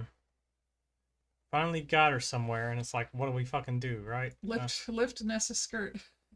Probably gonna be a repeat. Nessa, how are you? Oh, it's you. Ness ignores you and continues to rifle through Margot's things. Mr. Richards seems to be missing. Do you have any idea where he might be? I found some of your hair caught on a tree branch. Ooh. It looked like it was pulled out with quite a bit of force.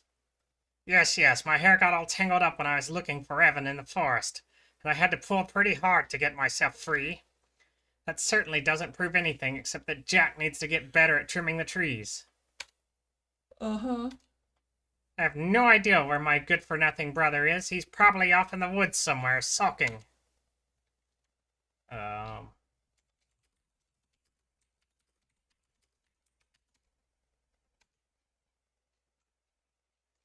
Hmm.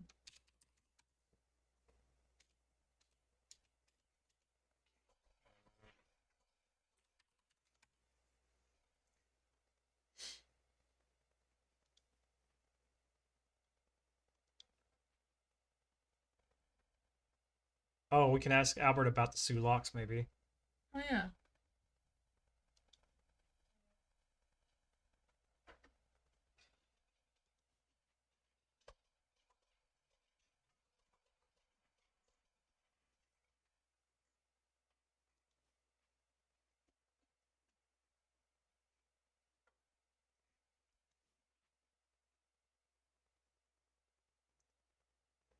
Oh, identify the owner of the button.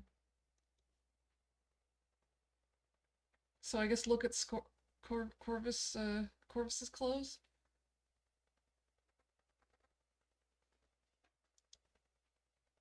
There's a lot going on.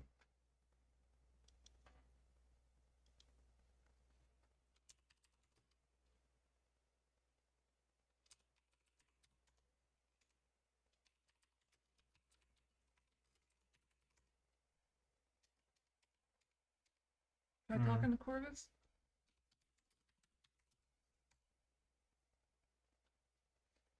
Mr. Shaw, Not right now, Miss Maple. Can't you see we're busy?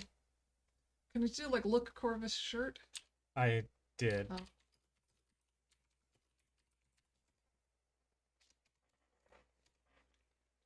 Okay, so I guess we'll have to check everybody else's outfits. I wonder if we could find the brooch first.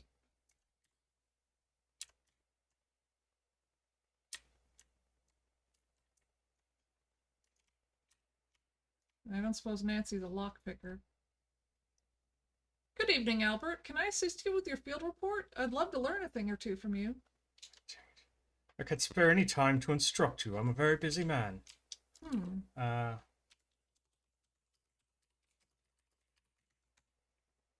don't know. I don't know about that, Nancy. I'm a mineralogist, not a civil engineer. Was it 1M or 2? 1M. You seem like a nice, innocent girl. Stay away from that one. Kimmy doesn't fool me. She's up to something, mark my words. Does this have anything to do with the heated conversation I saw you having with Kimmy? What were you two talking about? That is none of your business. Oh, look at his shirt. I cannot abide these unwelcome incursions into my quarters. Seek out more amenable guest. Look, he's got silver buttons.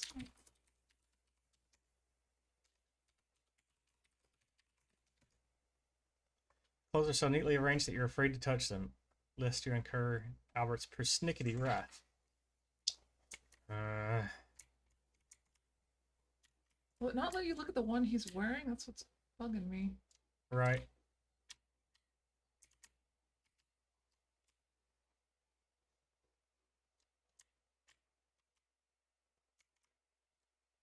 We might have to let the boys out in a second. I just heard a lot of water drinking and it's getting close to that time.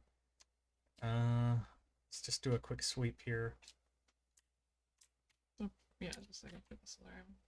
So, like, look, Jack's shirt. Doesn't have buttons. Doesn't look like. What is she?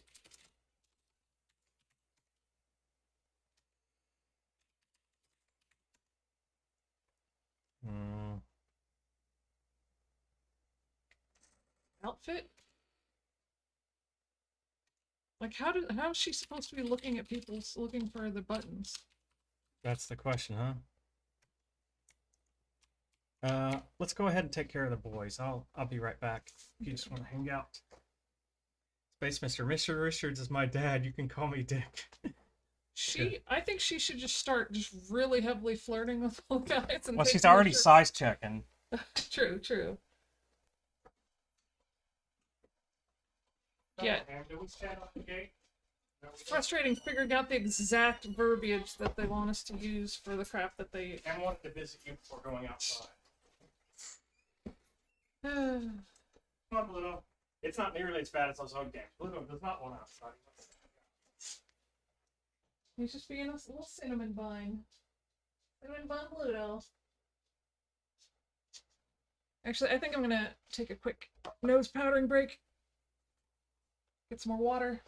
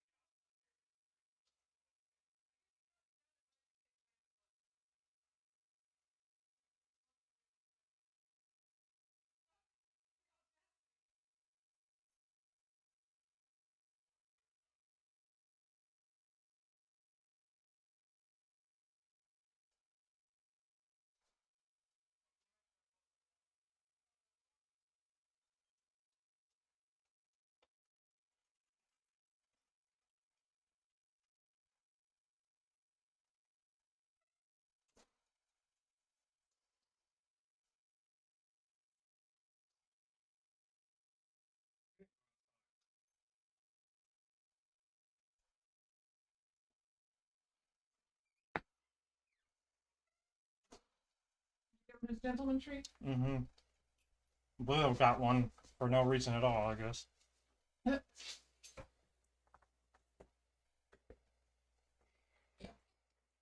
Cam, why are you here? Nobody wants this. Mr. Dickards. Okay, let's just go up to somebody and examine, I guess, let's try examine buttons. Plural.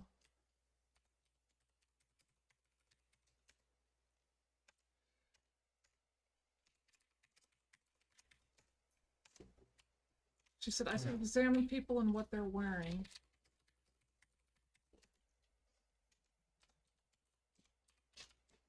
Oh, you know what? It shows a portrait, I think. I just realized that. You get a closer look.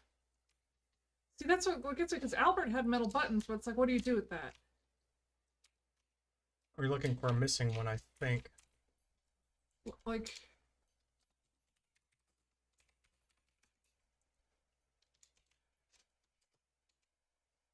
Examine Albert's shirt? Hmm. Nancy is getting on AIM chat with them, and she's like, what are you... ASL. ASL, yeah. 13F Kelly.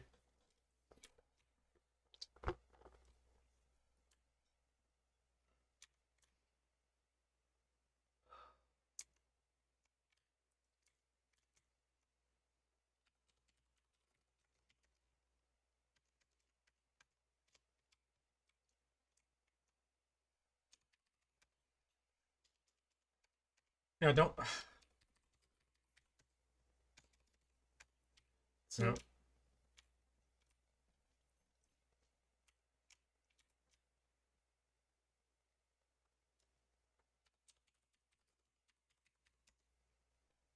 oh, one M.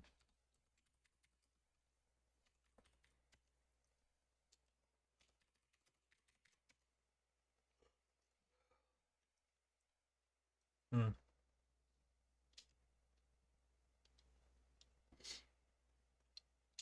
Is it like, look, Kimmy top? Drawing a map. This looks like the map of Northern Ontario I recovered from the fireplace. Kimmy circled the Sioux locks in red. Why burn it to recreate it? Oh, Nancy, sorry, I don't like sharing my sketches. I'm a bit embarrassed by them.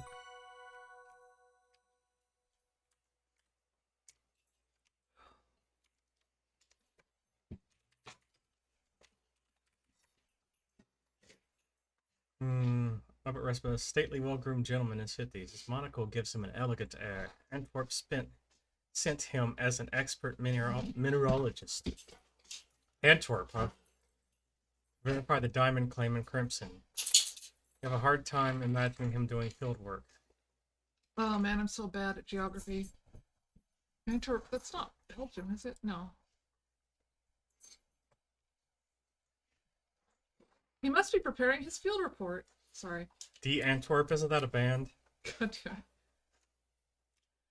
It's frustrating, like, trying to figure out the exact words they want us to use to...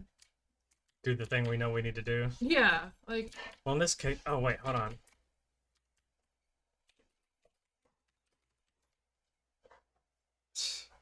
I can't bring yourself to look under a fucking bed! Come on. You can risk stumbling on a corpse, but you can't look under a bed.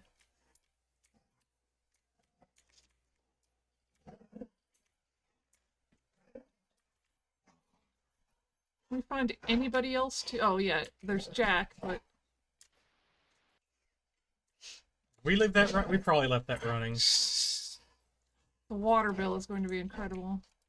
Actually, it's probably from a cistern or something, or from the river. Oh, pardon me. Is she wearing bunny slippers? No, that might just be socks. I don't know.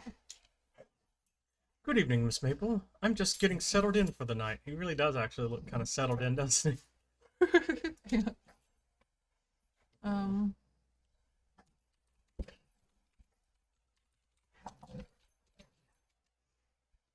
Major Murdoch is tall and... I go with buttons. and blonde with upright posture and a friendly demeanor. He looks to be in his late 20s or early 30s. Something about his vigilant eyes causes you to idly wonder if he's more than an amiable forest ranger. Ranger Murdoch has made himself comfortable on the couch in the spare room.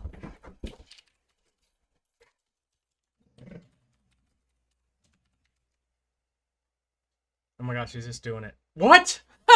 Speaking of Ranger Murdoch boots, you don't see any label indicating their size. Can I help you with anything, Miss Maple? Oh, no, not at all.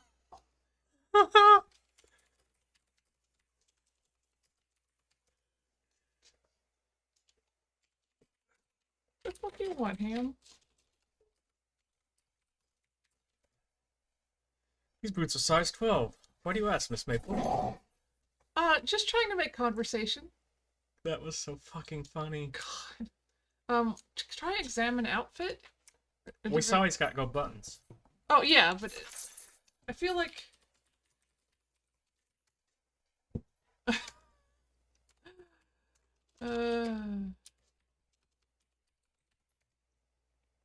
Okay. It's because Albert did look like he had silver buttons on, or gray, you know, whatever you want to call it.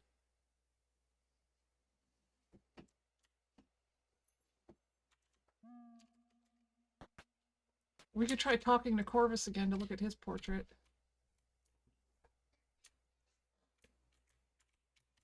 Every time we type look in that room, it basically tells us to fuck off. Oh yeah, let's do talk Corvus to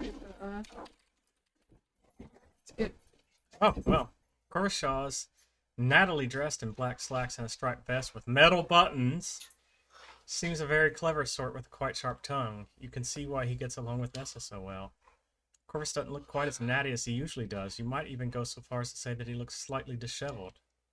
His vest is missing one of the metal buttons. There we go. Aha! This button I picked up outside the smokehouse matches the ones on Corvus's vest. Aha! So this button belongs to Corvus. Whose shoe prints are around the smokehouse? Learning everyone's shoe sizes will help me figure that out. If we could find the brooch, Nessa Crabbe is an Evan Richards' older sister. She is a stern, matronly woman with a look of perpetual displeasure etched into her face. Back in the city, we've seen plenty of women just like her, well-to-do and disapproving.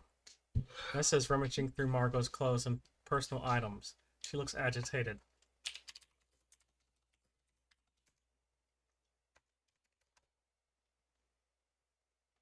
Yo, Taters, welcome in. We're Hi, Tater. trying to get feet pics of everyone, basically. if we could find the brooch, maybe she would calm the fuck down. I really don't think that's going to be it, but how do we find the brooch? You tell me. Like, Margot started to tell us, but I guess it's not in the notebook, so it's probably not a clue, right? Probably not.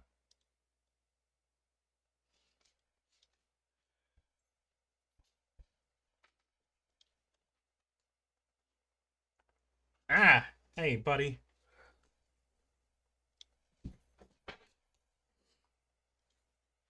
Okay.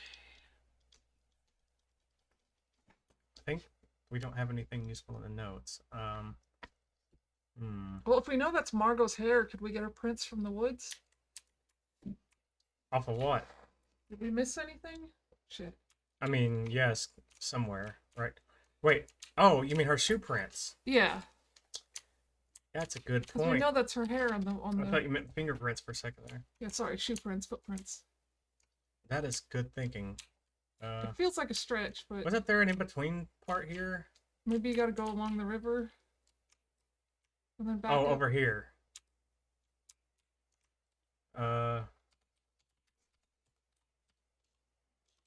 Is that where we saw the...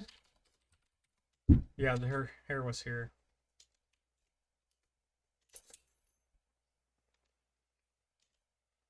Some of these look like the same size 14 shoes, but they're smaller. To possibly a women's size 8.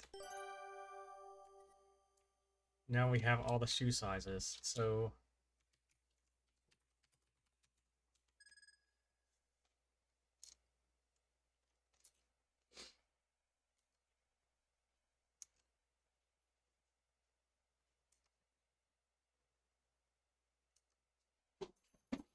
Okay, so she's not We're not putting together that their size.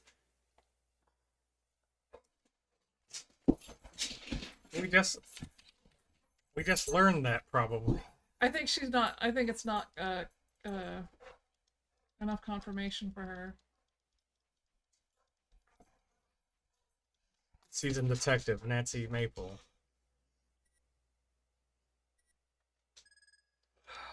Just says examine each path to shoe prints. Did we not examine shoe prints everywhere? Hold on.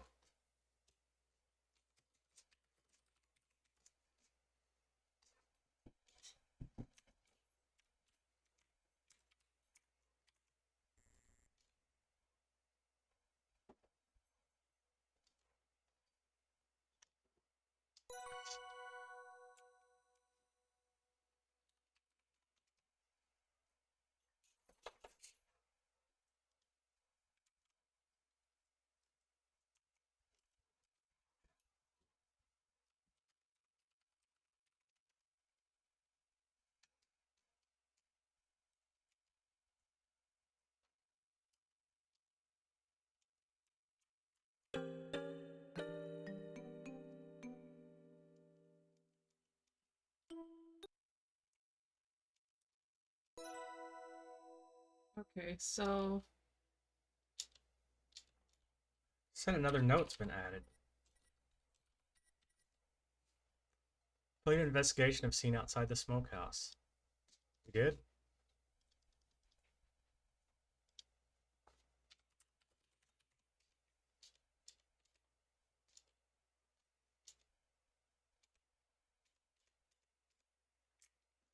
we still need to figure out Nessa's shoes.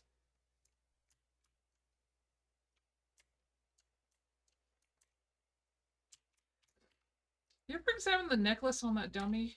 Like, let's fucking tackle the bitch and All right, take her shoe. What dummy? in the next to the vanity.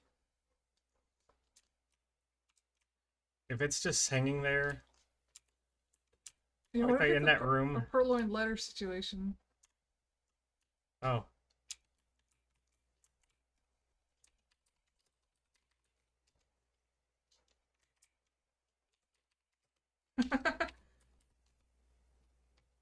Seven-minute lung splitting scream. If that was the thing. Yeah, right. Hey, Boot Blacking. Hope you're doing well. Mecca is from a quite large room. This window. Necklace?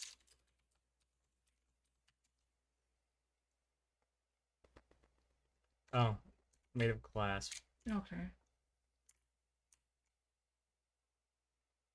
Hmm. I'm sorry to hear that. Hope things get better. Hmm. Hmm.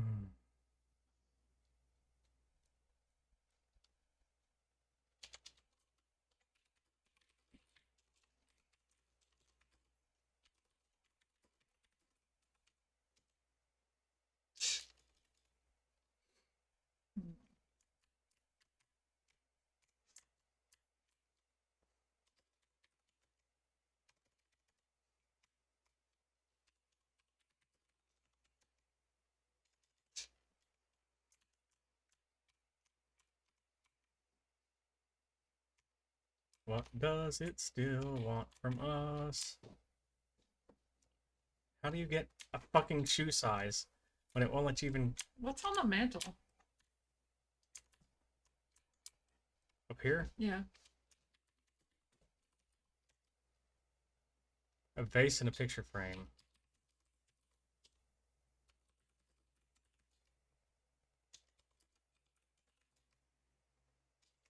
Look in the vase.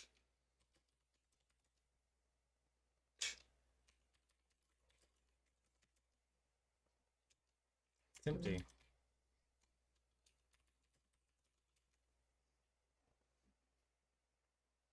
Boys!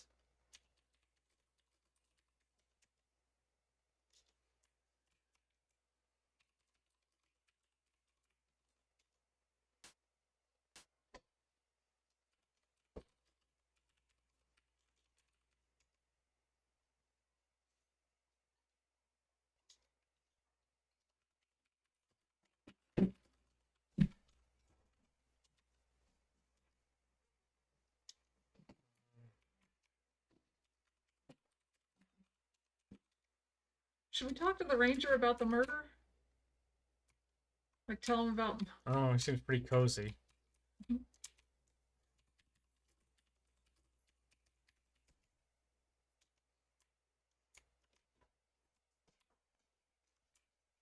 wish I could remember what Margot said on it before she died.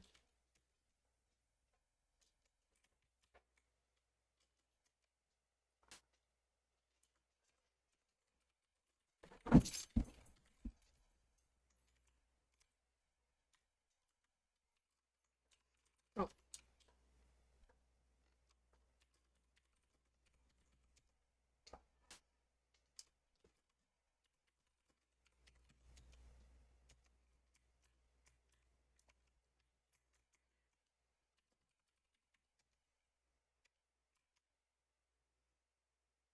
And probably that silver key has already had some one use, right? It definitely has.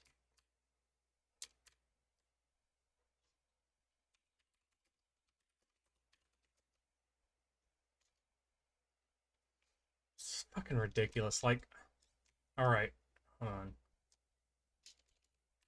Wait, what did he say about Kimmy?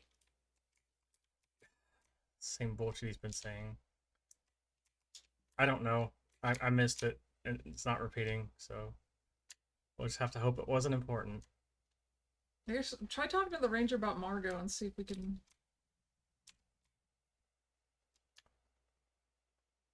We have to be missing something regarding her fucking shoe size, but is it just she's not moved to where she needs to be? I guess we can talk to the ranger about Margot. Now that you mention it. Where the fuck is he? I thought he was downstairs, but... He's up here.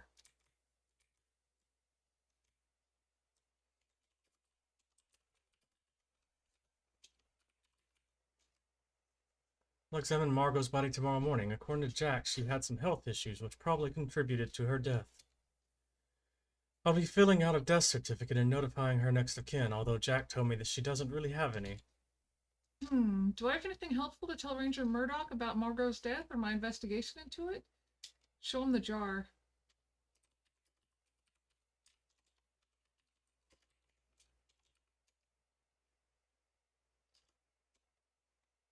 I wish it would tell you it has a script for telling you that something doesn't work.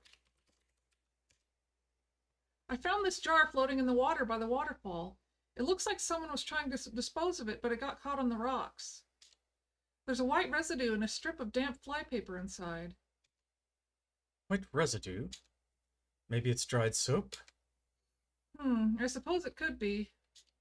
I witnessed Nessa pouring the contents of her silver flask out onto the grass. I'm not sure what was contained in that liquid, and it's long since soaked into the ground, unfortunately. I found Nessa's fingerprint on the outside of the jar. She definitely touched it. Why would Nessa do such a thing? I don't know. It must have something to do with the bit of flypaper in the jar. What's in flypaper? If I found a box of flypaper, I'd be able to examine it and find out. There's some in the kitchen. Where does Jack keep his boxes of flypaper? I think he said in the shed. Really? I saw some hanging up in the kitchen. I felt like he said it needed to be replaced and he'd get some from the shed, something like that. You're probably right.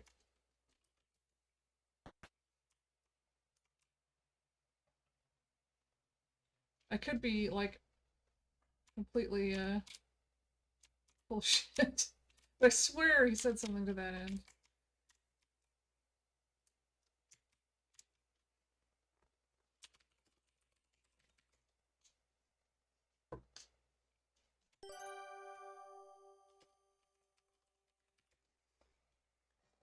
Label sports a skull and crossbones. Thanks Damn. to your loop, you can read danger, contains arsenic, do not eat. Uh-oh. I wonder if modern flypaper has arsenic. I think it's just an attractant so that they get Oh, stuck. because it's sticky, right? Yeah, why would it need arsenic? Was that ever a thing? Wait, open those doors and see if there's any more whiskey, well, it's probably just from the kitchen, right? Nothing looks too out of place there. Okay, so go back to the ranger and tell him about the arsenic, I guess. Oh, that's up. Gotta go down on, yeah.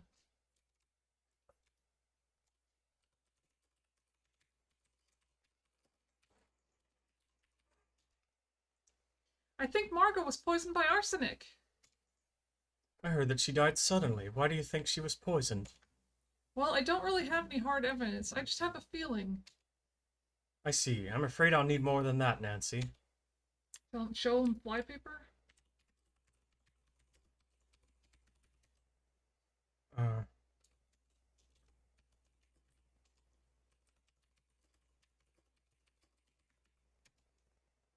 The flypaper in the lodge contains arsenic. most flypaper does, Nancy. It's a very effective poison.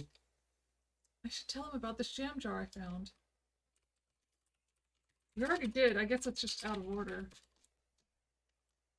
Okay, that's I don't think so. This flypaper's got arsenic in it, and I think the residue is actually arsenic. I believe someone was soaking the flypaper in water to extract the arsenic. Who would do such a thing? Okay, that part we already did. Oh, she could have used that flask to store water that has been adulterated with arsenic.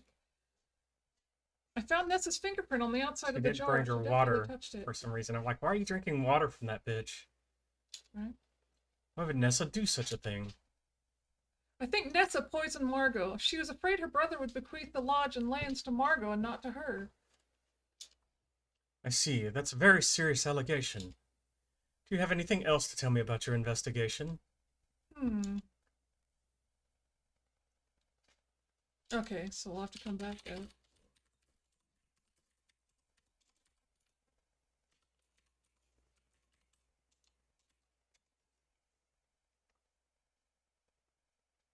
Ranger Murdoch, I'd like to discuss my investigation with you. Your investigation? Yes, into Margot's suspicious death. I know that the flypaper... okay. Here at the lodge contains arsenic. If Margot was poisoned, it could somehow use the flypaper I found. Actually, I haven't really found much connected to Margot's death that would support me thinking about how she died. I said it wasn't natural causes, but no one will believe me unless I can find any evidence to the contrary. I'll get back to you on that. If Margot was indeed poisoned, how did she ingest it? We were all served the same food. Could it have been something she drank? What was Margot's health like before her death? I should ask someone who'd know. I suspect Margot might have been poisoned. Maybe if I examined her mouth, I could learn more. Are you fucking shitting me? You needed to know you needed to do it, I guess. I should tell Ranger Murdoch about Margot's illness. Should I ask Jack about the illness, maybe? First of all, examine both the glass and the jug.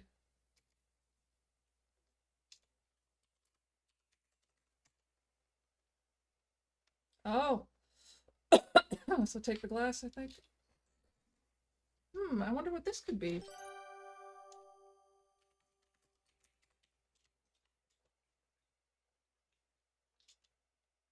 This could come in handy.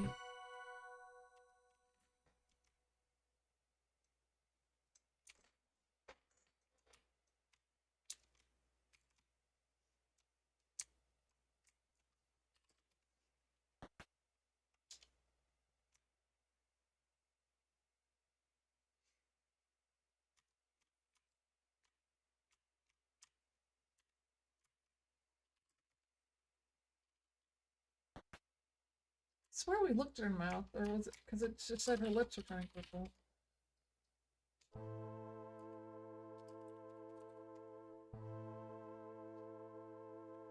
Open mouth? Oh. You detect an unusual odor emanating from it.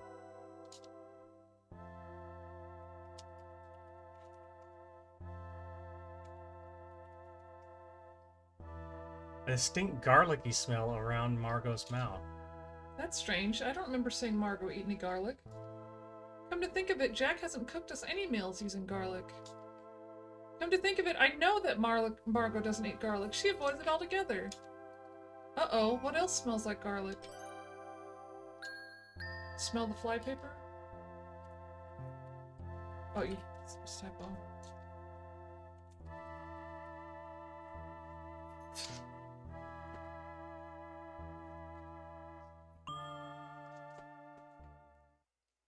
Lick flypaper. Oh, yeah.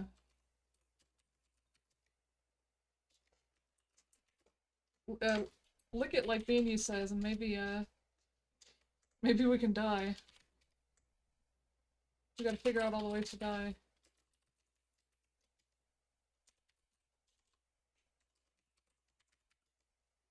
Oh, boo. She's such a boring normie.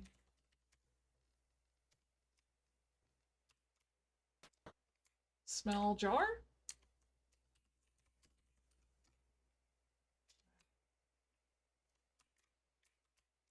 So what do we got that's connected? Jar, fly paper, Garlic smell. Oh, and her glass does have the residue in it. glass. I'm just trying to think what it could even have a scent, but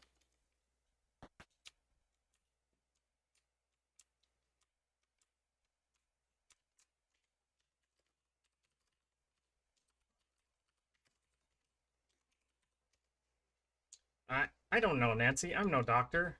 Sure, she's had some minor health issues, body aches, loss of appetite, but they were under control. I don't understand why she took such a turn for the worse. So her death was suspiciously sudden. Boys keep distracting me. Jack, I think I smelled garlic in Margot's mouth when I was down in the root cellar. Nah, impossible. Margot never ate garlic. Maybe there's something that smells like garlic? I don't know. How on earth would we find out if arsenic smells like garlic? I guess could we take what we have to the ranger so far? Or is it... It's probably not enough, right? But... Is that something a ranger would know? Albert, we need to smell your dick. Let me smell your dick. Does your dick smell like garlic? Was it tell Ranger about investigation? Ham, I'm going to murder you.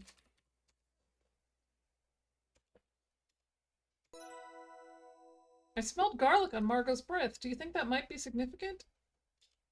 She didn't ever eat garlic either. That could be significant. We'll look into it. Arsenic. Okay, that part we've already done. I found some white powdery residue in the bottom of Margot's drinking glass. Earlier this evening, I saw Nessa bring Margot a jug of water and a glass. It would have been the perfect opportunity for Nessa to poison her. I should tell Ranger Murdoch about Margot's illness. Wouldn't that be part of...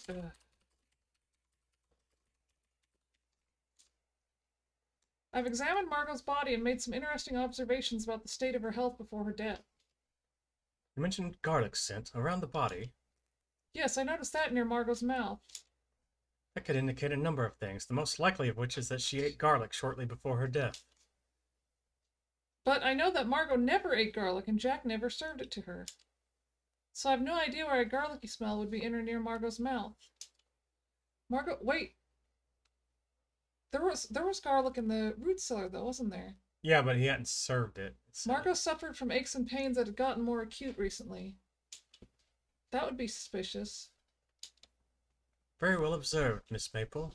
You would do well as a detective. Probably better than as a mineralogist, because... Right.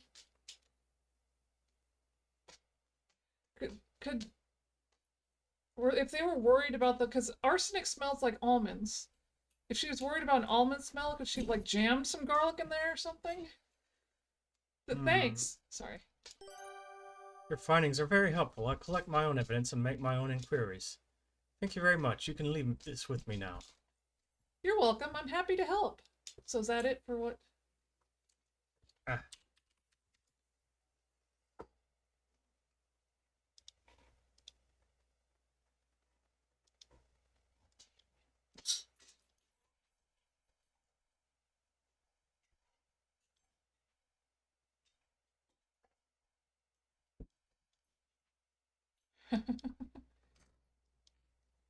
So are we ending the chapter, you think? I wonder. We never did find out about those goddamn shoes, did we? Right. Maybe now that we've talked to him, Nessa will be done fucking around.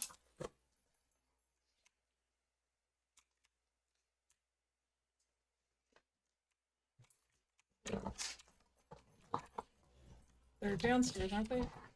Oh, wait. No, they're up here. Oh. I can't. I Or have they were. no sense of the layout of this. Boys, why do we have to do this around us? Fucking believable.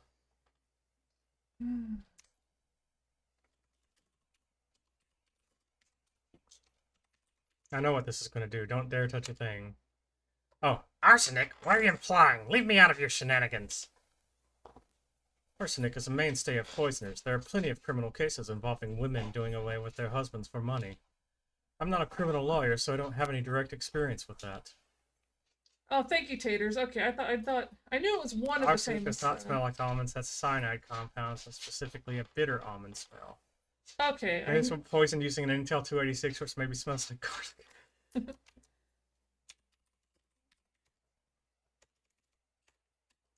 I'm so sick of that. Like, I get it. You're not telling me shit. We to. never figured out a single damn thing about that kit, did we? Did we get anything new? We don't have any way to open it. Or to open we don't have fucking... any new items that would help to that end. No. You can use flypaper on it.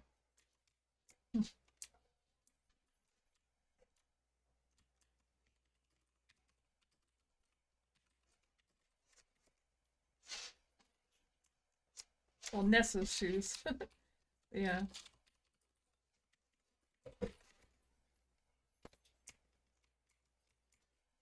Could we ask Corvus what shoe size she is? Why don't we go back to Dude in the Shed and see if anything else? Oh yeah, maybe we're close enough. I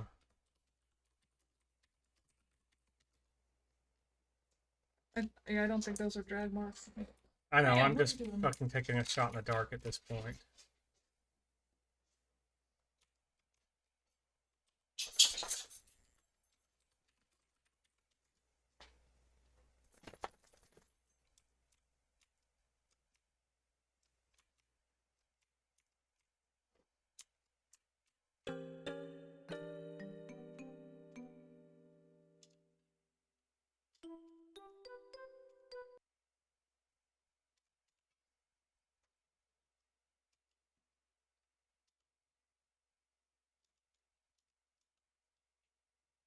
I should go back to the jetty and take a closer look? At what? Well, there are some splashes of liquid on the jetty. It doesn't appear to be water from the river.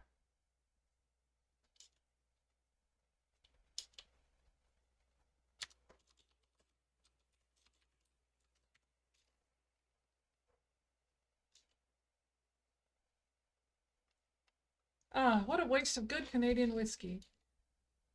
I think you can see oily mark on the outside of the overturned whiskey. Oh, for fuck's sake.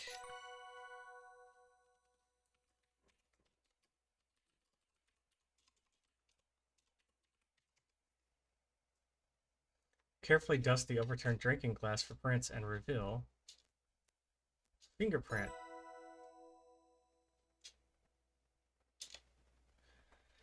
What was it? Compare prints. Okay. Do you need to take the glass? Okay. Conclude that it's Evan's fingerprint. That makes sense. I did see Mr. Richards drinking out of this glass earlier. Yeah, I don't understand how this helped anything. Oh. Oh. What? But we already knew that, didn't we? Oh, wait, the jar... What jar? Wait. Wait. Yeah. Huh?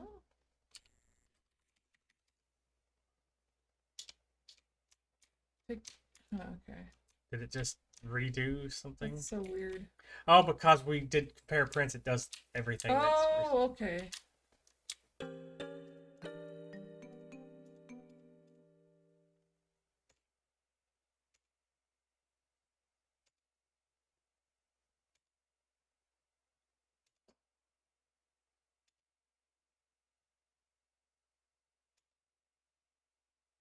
But we already did...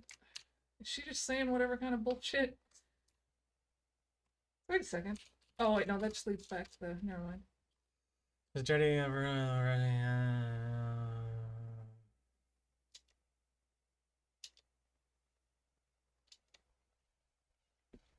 Just a decanter.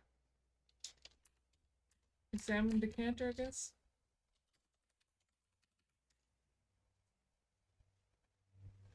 peer at the shattered remains of what is clearly the crystal decanter from the dining room. I last saw this in Mr. Richards' hands as he was seated right here on this jetty. And what on earth happened here? Oh my, the decanter would have needed to be picked up and thrown down with some force to break it like this. Oh, sorry. That's rude. The heavy crystal decanter has been broken into dozens of jagged shards. I think I see some oily imprints. I wonder who's been handling this decanter recently. Besides Mr. Richards, that is, because I doubt he would have broken the decanter intentionally. Okay. Carefully dust the crystal decanter fragments to reveal 2 fingerprints.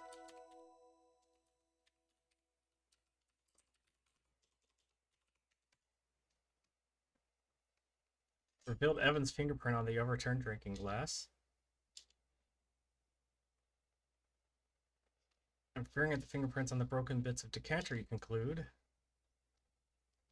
One of these fingerprints belongs to Evan. The other is Nessa's. Dun dun dun, what a shock.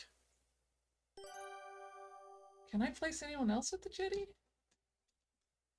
I'll need everyone shoot. Fucking hell. I think it's just going back through stuff. Yeah, but however, we're gonna bitches shoot.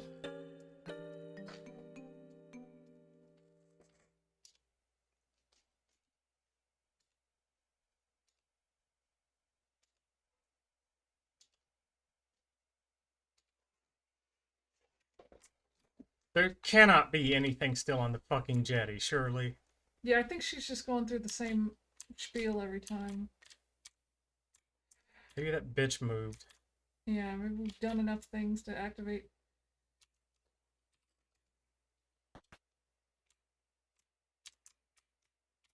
How far back did those notes go? Like, A little bit. because it wouldn't have had. She would have made notes of Margot's last words, right? Or if we had unfinished stuff, it would still be near the bottom, right? I don't think Margot really said anything of value, I but thought she started to say something about the brooch. I want to murder both of these. I want to murder everyone in the house, and it turns out we did it. Because this is getting old, the whole, oh, what's Nessa's shoe size? What's Nessa's fucking shoe size? Like, come on, we know it now. I mean, by process of elimination, we Right. fucking know it. But we still have to figure you out pick what the lock on the goddamn lock? secret thing. Yeah,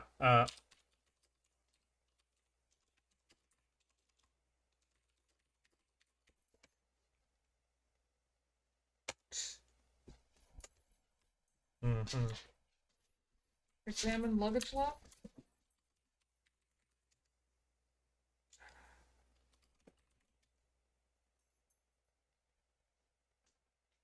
Sorry? That's already open, The right? jewelry box.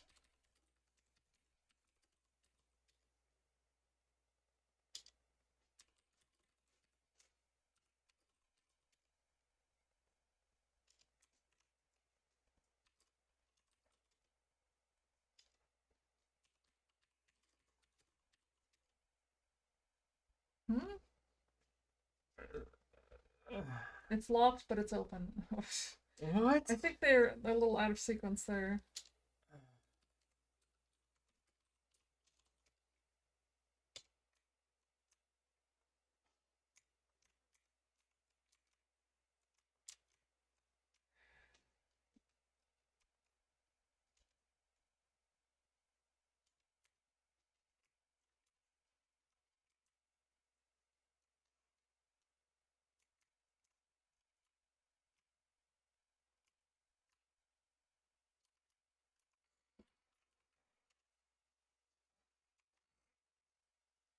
That's how far back it goes. Okay, so it can't go up anymore? Oh wait, maybe we can. Okay.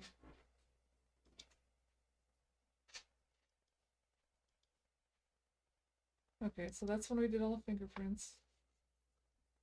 Alright. Oh, we could type review.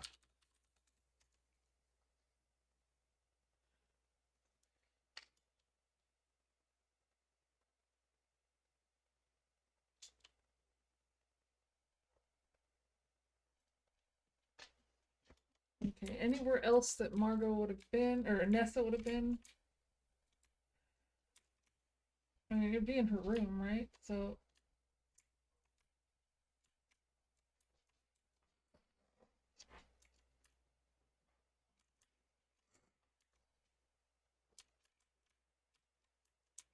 What you doing? Just seeing if there's like a script. Trying to look up the answer? No, Oh, you want to find out what? Margot's last words.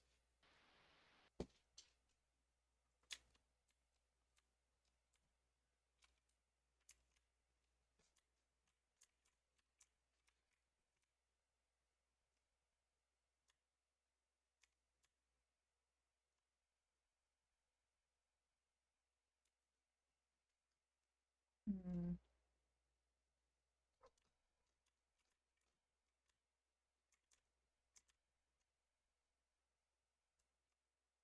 Man, yeah, I don't know that I can figure this out without spoilers. I can go back and look later, but I'm about ready to look up a hint because I'm sick of.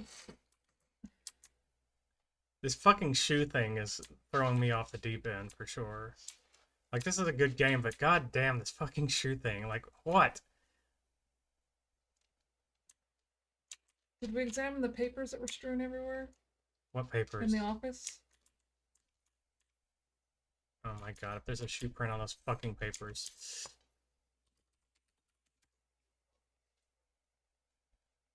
Oh my god! Thank you, good job. Alright.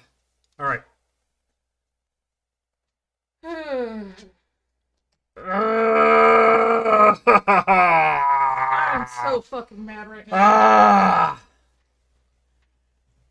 You can make milk wine at Ellen. 12 bottles of still milk. You really need to stream that game because I'm loving the stories you're telling me about it so far. Anyway, Nessa stepping on the documents scattered over the lush carpet has created This very is so clear stupid. imprints of her shoes. I'm so mad. I'm so fucking mad about this part.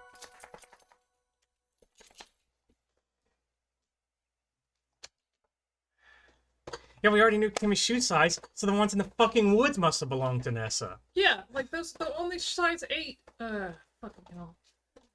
So these shoe prints definitely came from a woman's shoes, judging from the heel, and none of the men have feet nearly this small. I'd say Nessa wears a size 8. You don't fucking say! That could be useful information. Yeah? Yeah? Nessa's shoe print matches one of the shoe prints I found outside the smokehouse! It fucking does? God! Now that I've collected all the shoe sizes of everyone in the lodge who could have made those shoe prints out by the smokehouse, I can definitively say that Nessa had something to do with her brother's disappearance. Fantastic! I've gotten everyone's shoe sizes. Good fucking job, Nancy. Glad you're recovering from your fucking lobotomy. Corpus wears size 14. He was involved in the altercation at the jetty.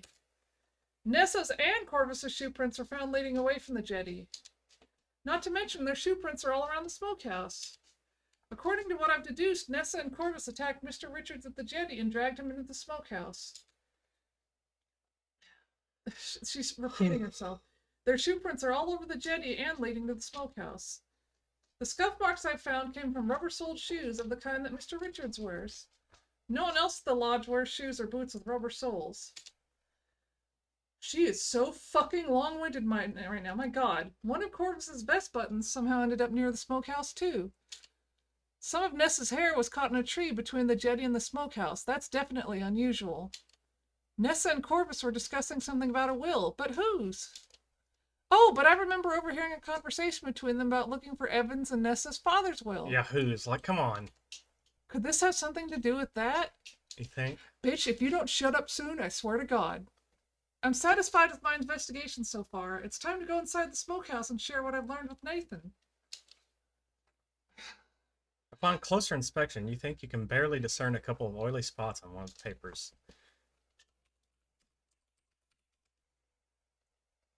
Though you're reluctant to soil the papers with soot, you decide the situation merits it. After carefully applying a bit of soot, you find... I found a couple of distinct fingerprints.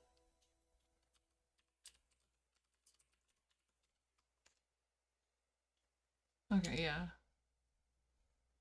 And upon closer inspection and comparing with the set of fingerprints you collected, you conclude...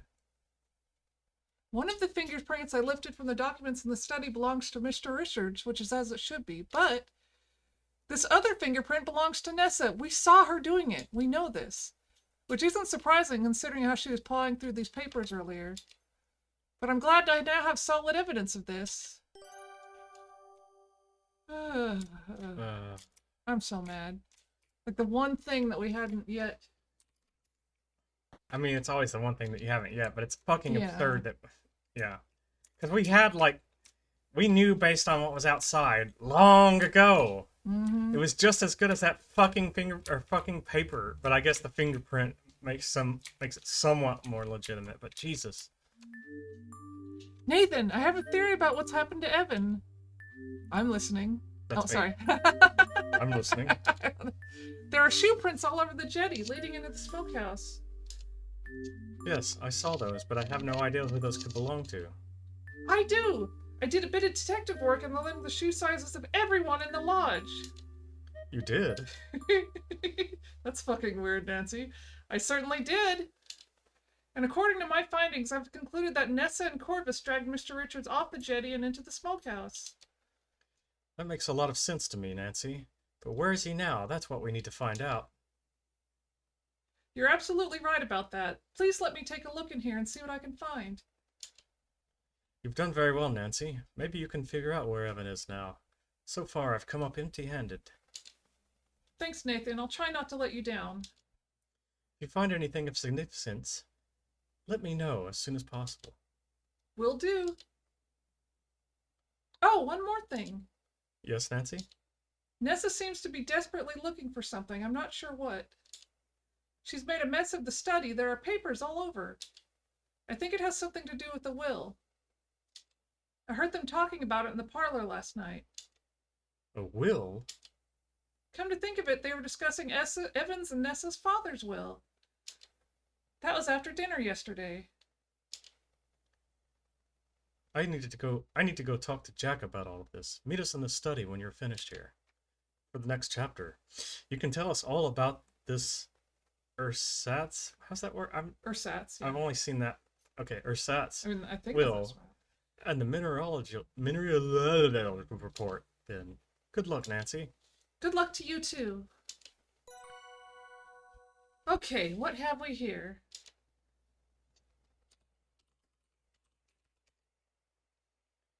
Jagged fragments of Jordan almonds scattered all over the table.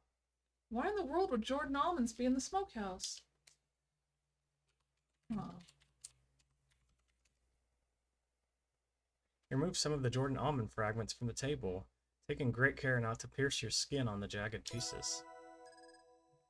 Maybe look at them in the inventory? Is there something inside those? Or someone was eating and carrying them and they were in their pockets. Oh. We'll see. Maybe there is more to it. Inspecting Jordan almond fragments through your loop, you can see conchoidal fractures in the candy shell that remind you of the sharpest obsidian. These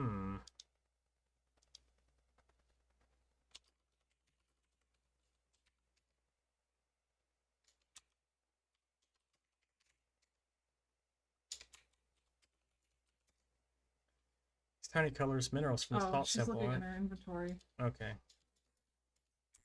Look under table?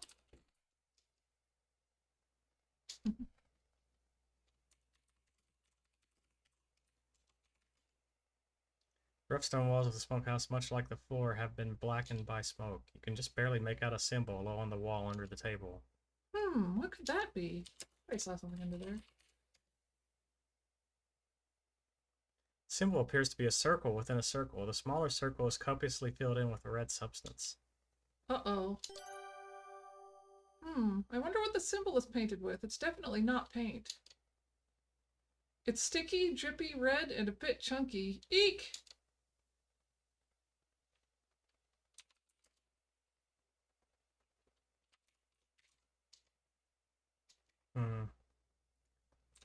Fake substance?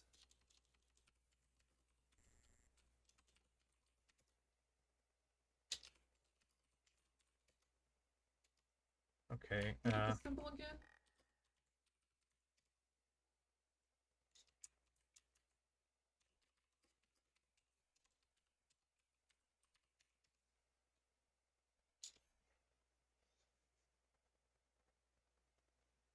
Sloppily. I'm not surprised Nathan missed that. If I was just a bit taller, I wouldn't have seen it myself. Okay.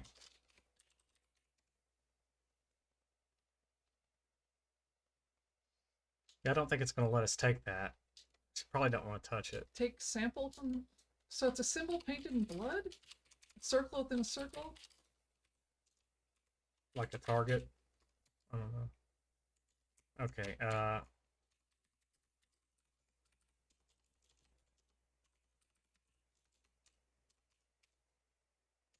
I think we might have found what we were here for. Yeah, I guess,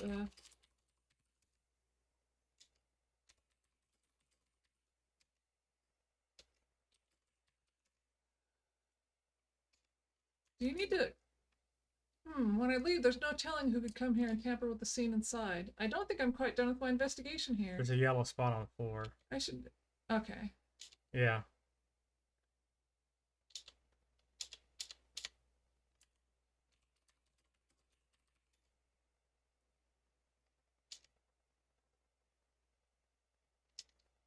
Do I also see some crumbs?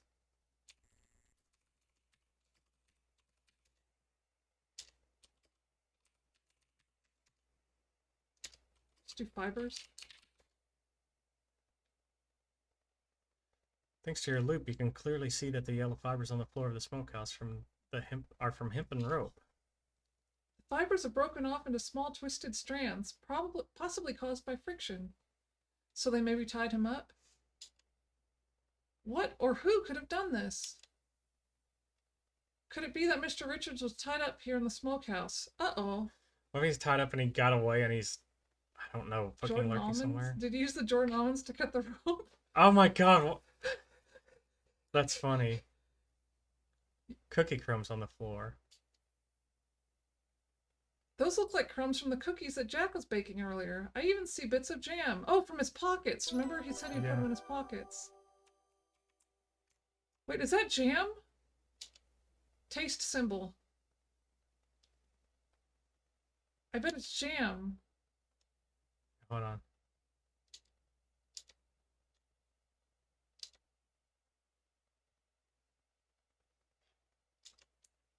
on. Dust the pot.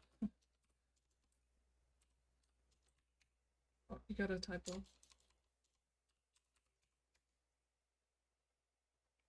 Seriously question your own judgment. You crane your neck towards the wall and stick out your tongue.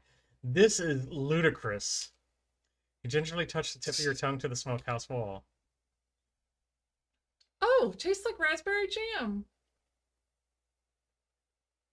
Time to hide jagged almonds in weird places so people can cut their hands up on them. That's like some Home Alone shit.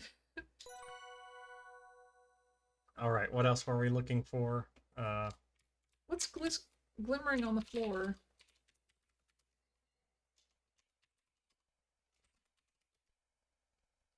Tiny glittery specks on the floor of this. We saw the proximity of the background. Collect specks or take specks? That's the pot?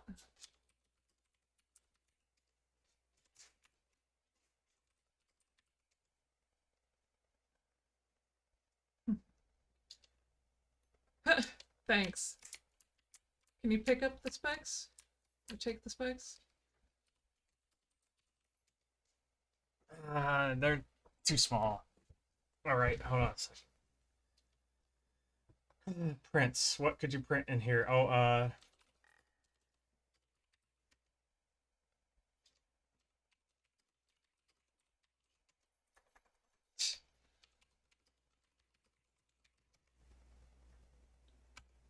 really? The thing that someone would have had to have used to get in here?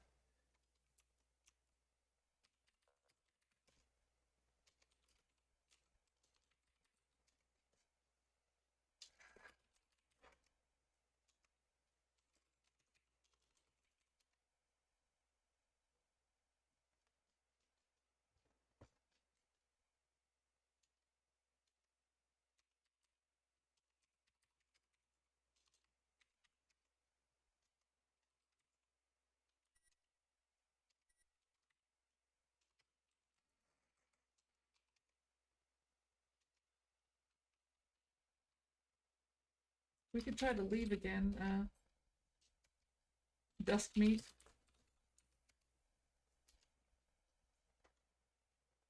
Do you need to take the fibers, you think?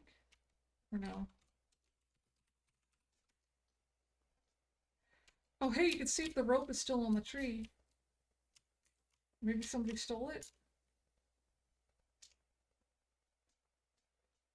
Oh, fuck, okay.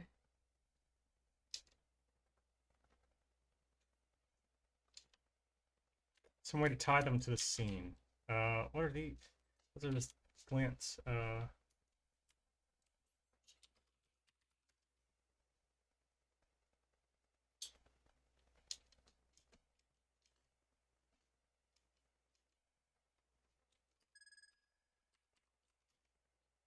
what's that green shit under the salt? Is that just...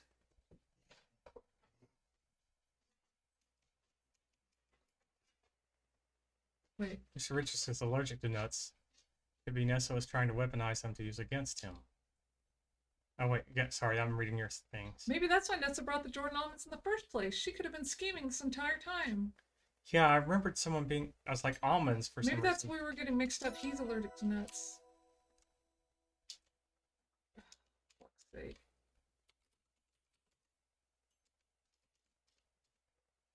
Hi.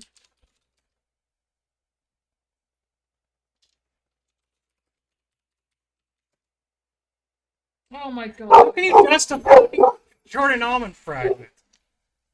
Who's honking their horn? And amazingly, you're able to recover a partial fingerprint from one of the larger pieces of Jordan almond. How fucking large was this? It's a piece of one, and it's. Good lord.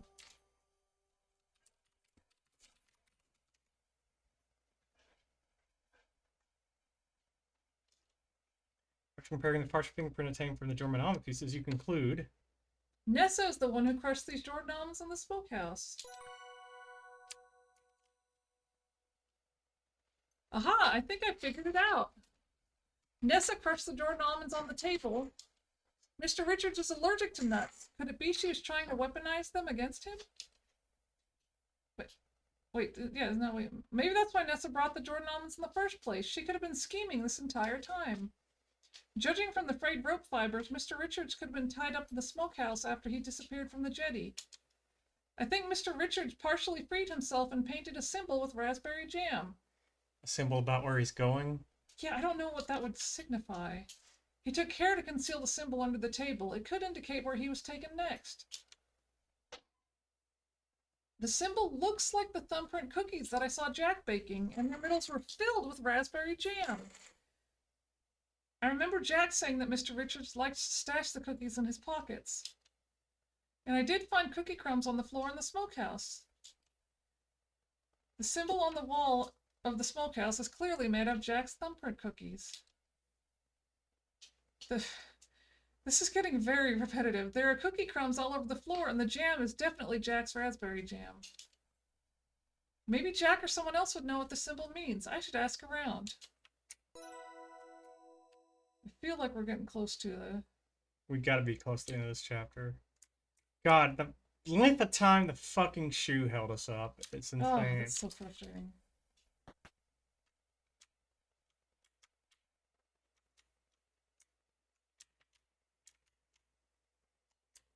Where did they say they were going to be? In the study.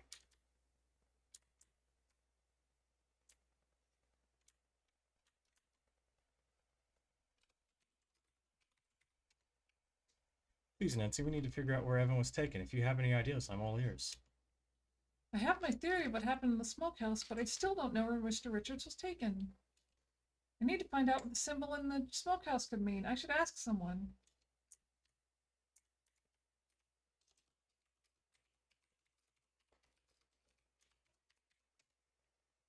Nathan, I found a strange symbol in the smokehouse. A circle within a circle. The center is filled with red. How could I have missed that? I think it was meant to be hidden. It was also very low down on the wall, under the table. I almost didn't see it myself. Does that symbol sound like anything you've encountered before? Like a target? What is this red substance? The red color is raspberry jam, oddly enough. That is very odd, and a relief.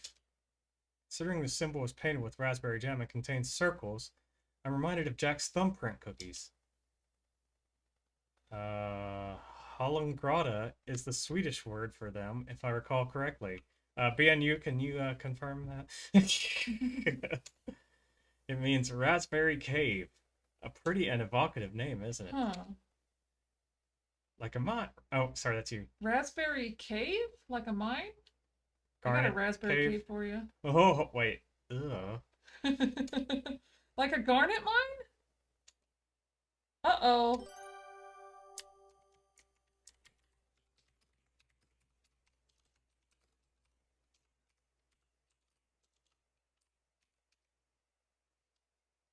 I suspect that Evan was taken and hidden in one of Crimson's garnet mines. Mines sound like dangerous places.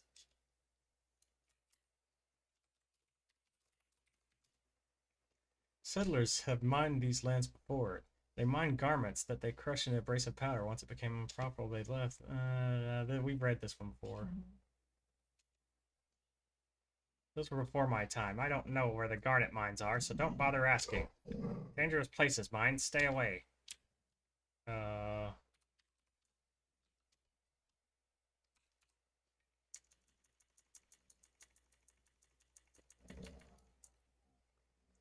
Emma has possibly been taken to the garnet mines. Okay, what do we do with that? Should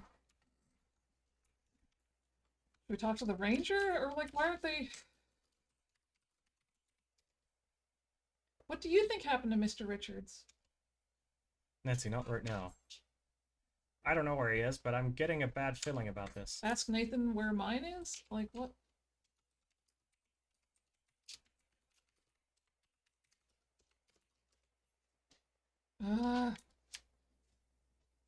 Like...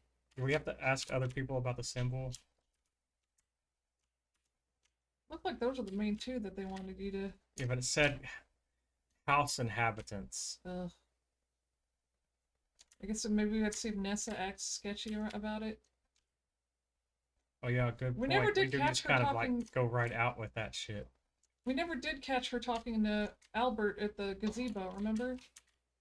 You know, I wonder if we had to choose between two scenes there. Know what I'm saying?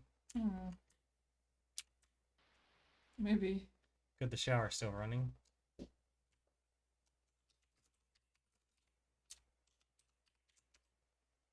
I'm afraid I can't help you with that, Miss Maple.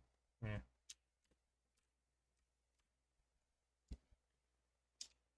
Why don't you bother your friend Kimmy? That was what he said Yeah. before. You are too curious.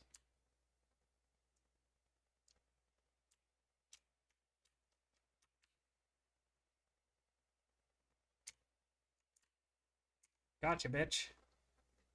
Nessa and Corvus are talking now. I should eavesdrop.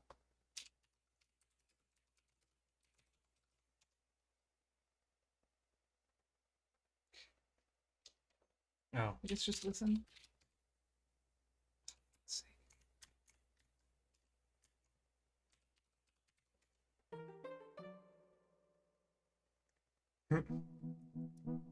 That hussy, that harlot, that strumpet! Where could she have hidden my brooch? I've looked everywhere. Nessa, we can't be hanging around much longer. I finished writing the new will. Ooh, you've gotten Albert's report. We're finished here. I know that, and I don't need reminding. Once we're finished searching here, we'll get back to Evan. Make him sign... Shh. Who knows who's listening? The walls have ears. Also, I see Nancy right fucking there. Alright. Yes, yes. I think we're still rummaging about the walk-in closet, but the conversation appears to be over. Corvus wrote a new will? I should see about that. I bet he's got it stored in that satchel of his. Okay, so I gotta go. His purse? Satchel, Indiana Jones has one. We never did find out what to do with that syphilis kit. Alright. Wake up, bitch.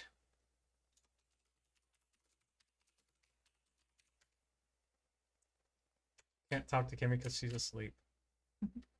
Get in bed with Kimmy. Go into Corvus's room. Which room was his? I think it's the second one and up, next one. Up. Satchel. Oh yeah. Check it's on the bed.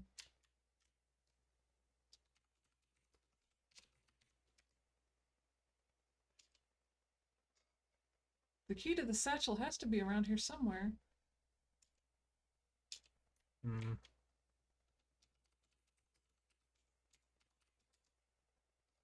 Searching through all the drawers, you find moth-eaten socks, loose buttons, single shoelaces, and other assorted bric-a-brac.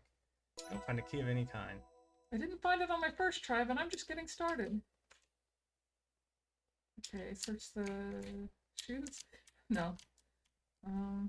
Under pillow? Huh. Oh, okay.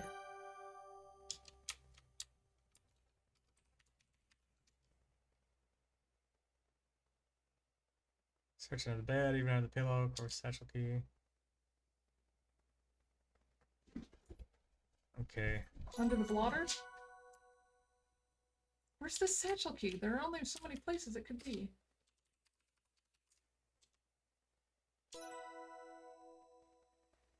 Missed a line there, but I'm sure it was.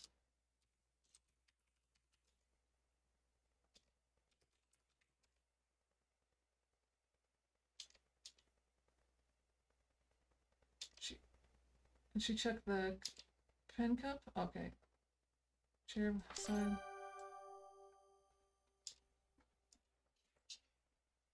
Wait, what was it saying?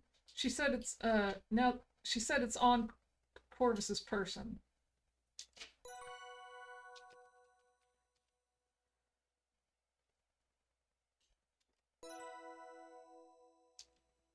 I don't think it's here. He's got to be carrying it.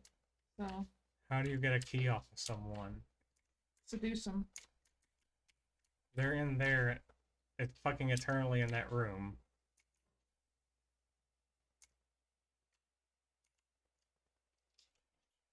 He must have it in one of his pockets. Hug Corvus.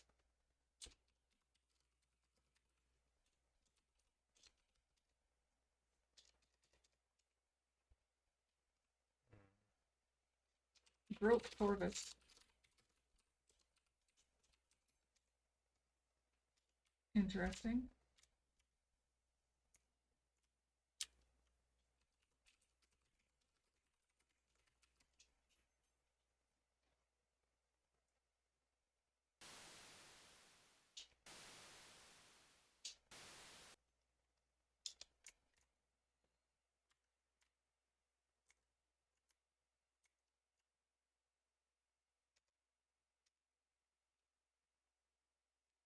What did I type? I think it was dump water on Corvus?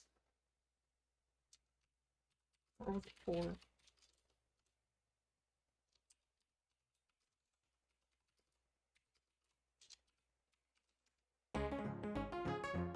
So fucking cliche. What have you done? You clumsy girl, you soaked me through. I'm so sorry, Mr. Shaw. I'm such a lummox. Fortunately, I've packed a second set of clothes and it looks much the same as this. Hurry up and change then. You need to help me find my brooch before. Well, anyway, get back here quick. Right. Excuse me, ladies. Corvus exits the room to change his clothes. Not knowing what to do, you stand awkwardly and wait for him to return. All the while, Nessa continues to go through Margot's things. Soon enough, Corvus returns, clad in identical vest and trousers. How convenient. There, you see? Like it didn't even happen. But do keep away from me, Miss Maple. I don't have another fresh set of clothes. Of course, and again, I'm very sorry. Just stay out of our way, won't you? Will do.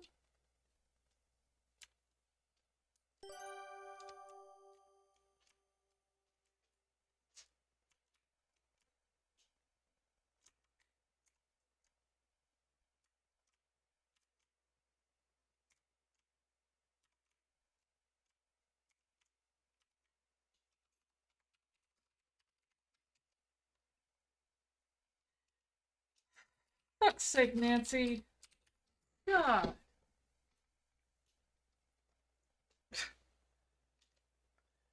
As clothes are finally tailored and kept immaculately clean. Vest and trousers are decidedly damp. You feel a twinge of guilt. Oh, really? For water? Fuck you. Oh, one of the buttons is missing? The guilt is somewhat assuaged by gratification you feel finding the key to Corvus's satchel in his left vest pocket.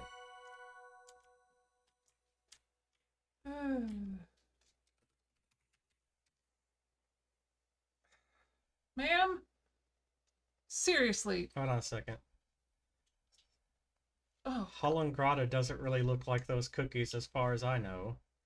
Do you know how Canadians are? They'll steal Swedish tech and screw it up.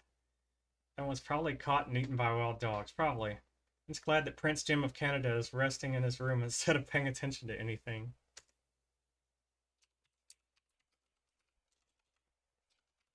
Oh, these fucking dogs. What? Oh my god. Do you have to take key from clothes? That's so stupid. You reach into the left vest pocket and take the key to Corvus's satchel. I'll just borrow this key for a little bit. Who cares, Nancy?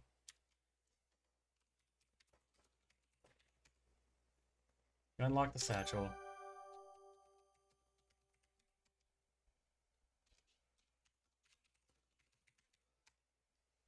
Open Corvus's satchel and eagerly examine its contents.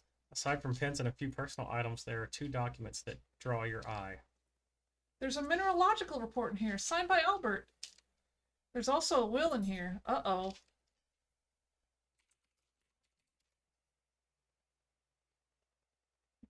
You remove the will from Corvus's satchel. I'll just shift some papers around to make it look less obvious that anything was taken. Need the report, you know. Remove the mineralogical report from Corvus's satchel. Hopefully Corvus won't notice that this is missing. There are still plenty of papers in the satchel. After carefully studying the report, you are surprised to conclude that despite the gorgeous penmanship on Albert Respus' florid signature, it's extremely poorly written. So he's not a geologist. This is nearly nonsense. It reads like Albert inserted mineralogical words at random without knowing their meanings, and he's trying to hide this fact with fancy language. Even still, I have a hard time believing that this report was written by a mineralogical expert. The fine paper and fancy seal might fool a casual observer, or harried government officials eager to rubber stamp stacks of paperwork off their desks. The report does conclude that the land on which Crimson Lodge is built is rich with diamonds. Interesting. I should ask Nathan about this report. He should be familiar with the geology of the area. Yeah, they were like hiding something that they're finding on the riverbank. Last will and testament details what should happen to Evan Richards' property and possessions upon his death. This document says that everything goes to Nessa. That's surprising considering their strained relationship. Your eyebrows raise as you reach the end of the will. It's been signed by Corvus Shaw with Nessa Crab signing as a witness.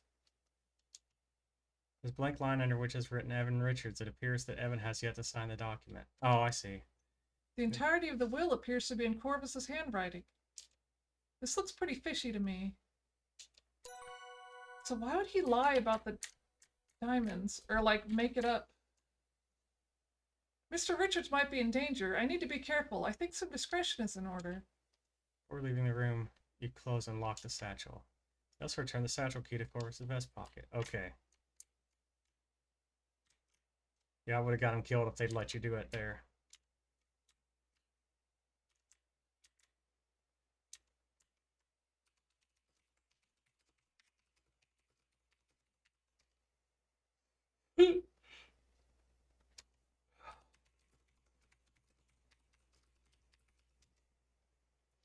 I have this mineralogical report that Albert wrote. What do you think of it? Nathan looks a bit shocked. May I see it? Where did you get this? You hand the mineralogical report to Nathan. He scrutinizes it intensely. He looks upset. Nancy, may I keep this? I'm afraid not, Nathan. There are awfully strange things going on around here, and this is part of it, I'm sure.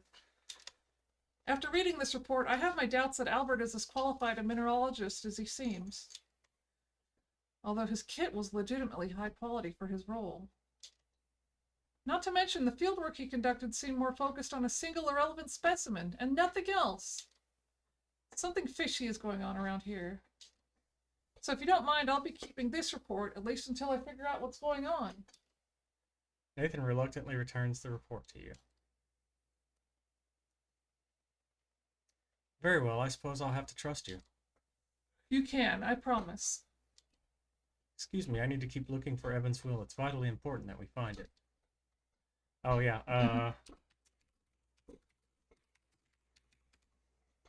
I found this interesting document in Corvus's room. What do you think about it? Interesting. Yeah, let's see.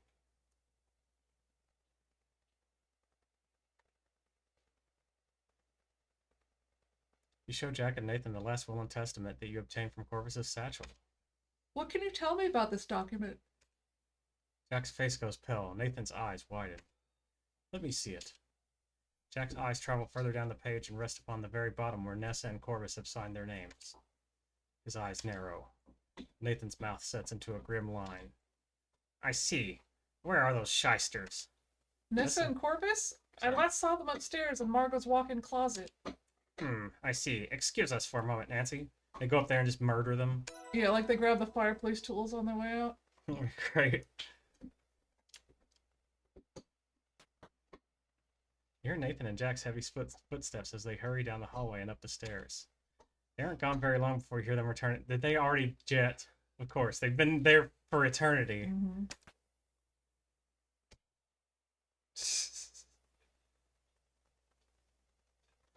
They're gone.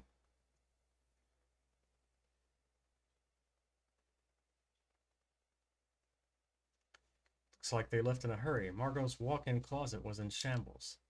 I wonder what they were doing. They're looking for Nessa's ruby brooch. Margot took it. Ah, I'm not surprised. You're not? As you already know, Margot asked me to keep the silver steins for her until Nessa was gone for good. She didn't give me any ruby brooch, though. She might have hidden it somewhere. I remember Margot saying, I remember Margot saying something about concealing the ruby brooch in her walk-in closet. Nessa's on the right track. I wonder if she found it. We need to keep looking for Evan's will. Let's hope he has one. Let's hope. Or go looking for Evan since they might be about to murder him. I really thought this chapter was going to end soon. We basically know that he's hidden in a mine, so... Oh, the closet's free now. What Seems like it doesn't matter at this fucking point, right? Right? Like, what's that have to do with anything? Like... Is it the Crimson Diamond?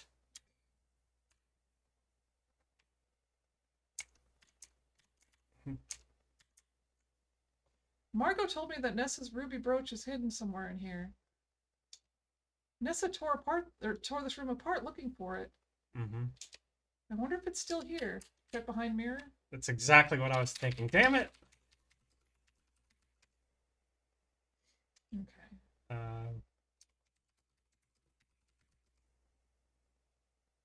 She said securely attached to the wall, right?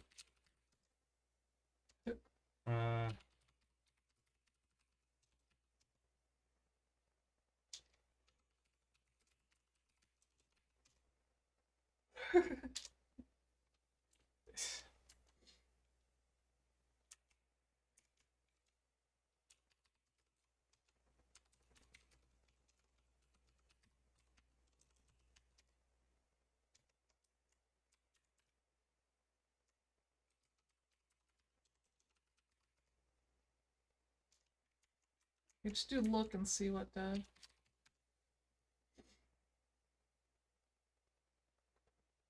Walk-in closet is in disarray. Shoes are scattered on the floor. Clothes have been pulled off hangers. Examine the hats. Because she could just clip it onto a hat and it would look like it.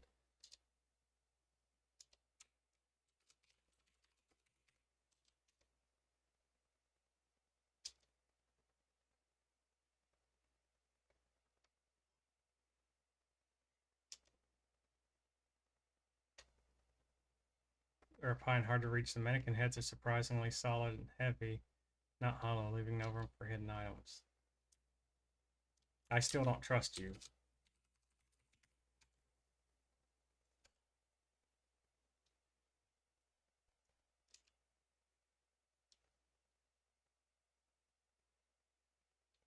Hmm.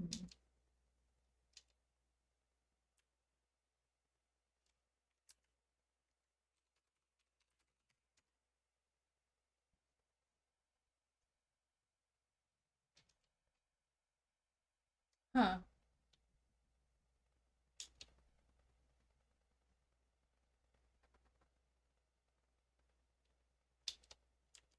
What was the last one? Turquoise or...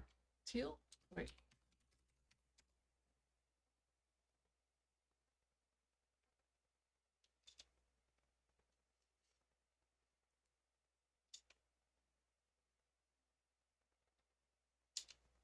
Haha! Oh! Nessa's ruby brooch! Margot had cleverly concealed the pin part of the brooch between the hat and its band. Carefully unpinned the ruby brooch from the hat before returning the mannequin head and hat to the top shelf. I'm glad I found it, but what do I do with it now? I guess I'd better find Nessa and give it back. What?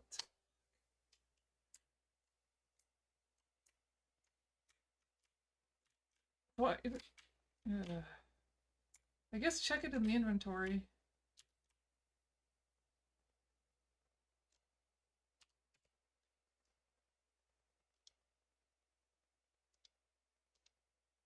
You admire the rich, much coveted pigeon blood, deep red hue of the ruby mounted in the brooch.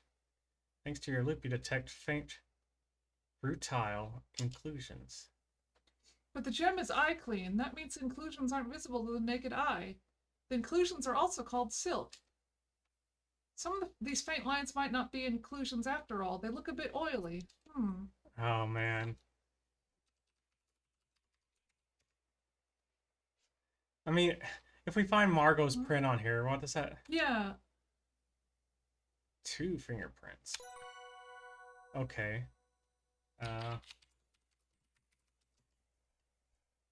Yeah. Lift prints for brooch.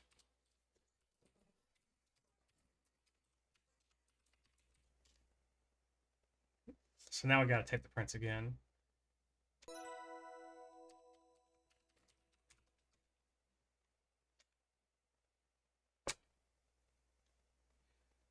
Compare brooch prints?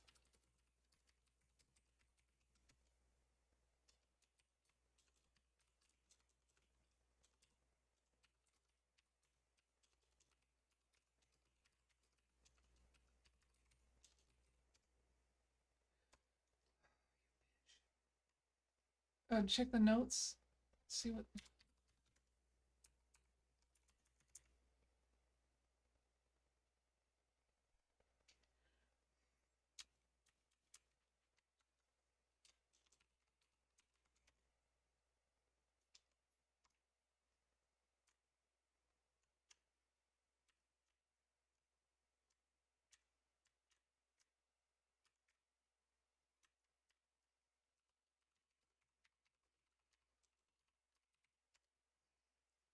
Look, Jack, I found Nessa's ruby brooch.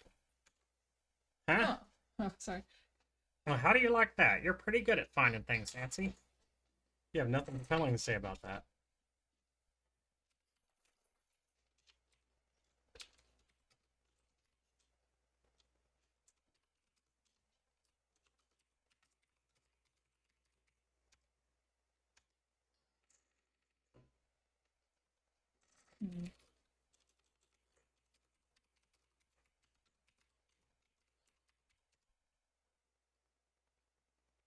Hmm.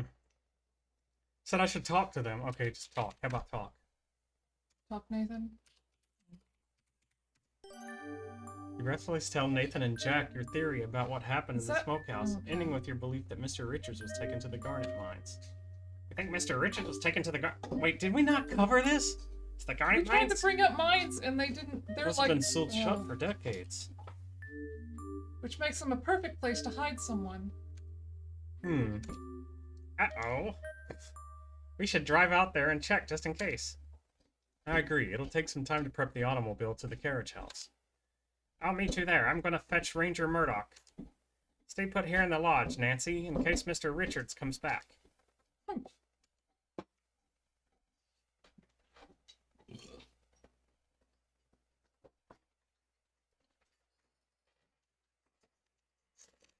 Brother bullying you.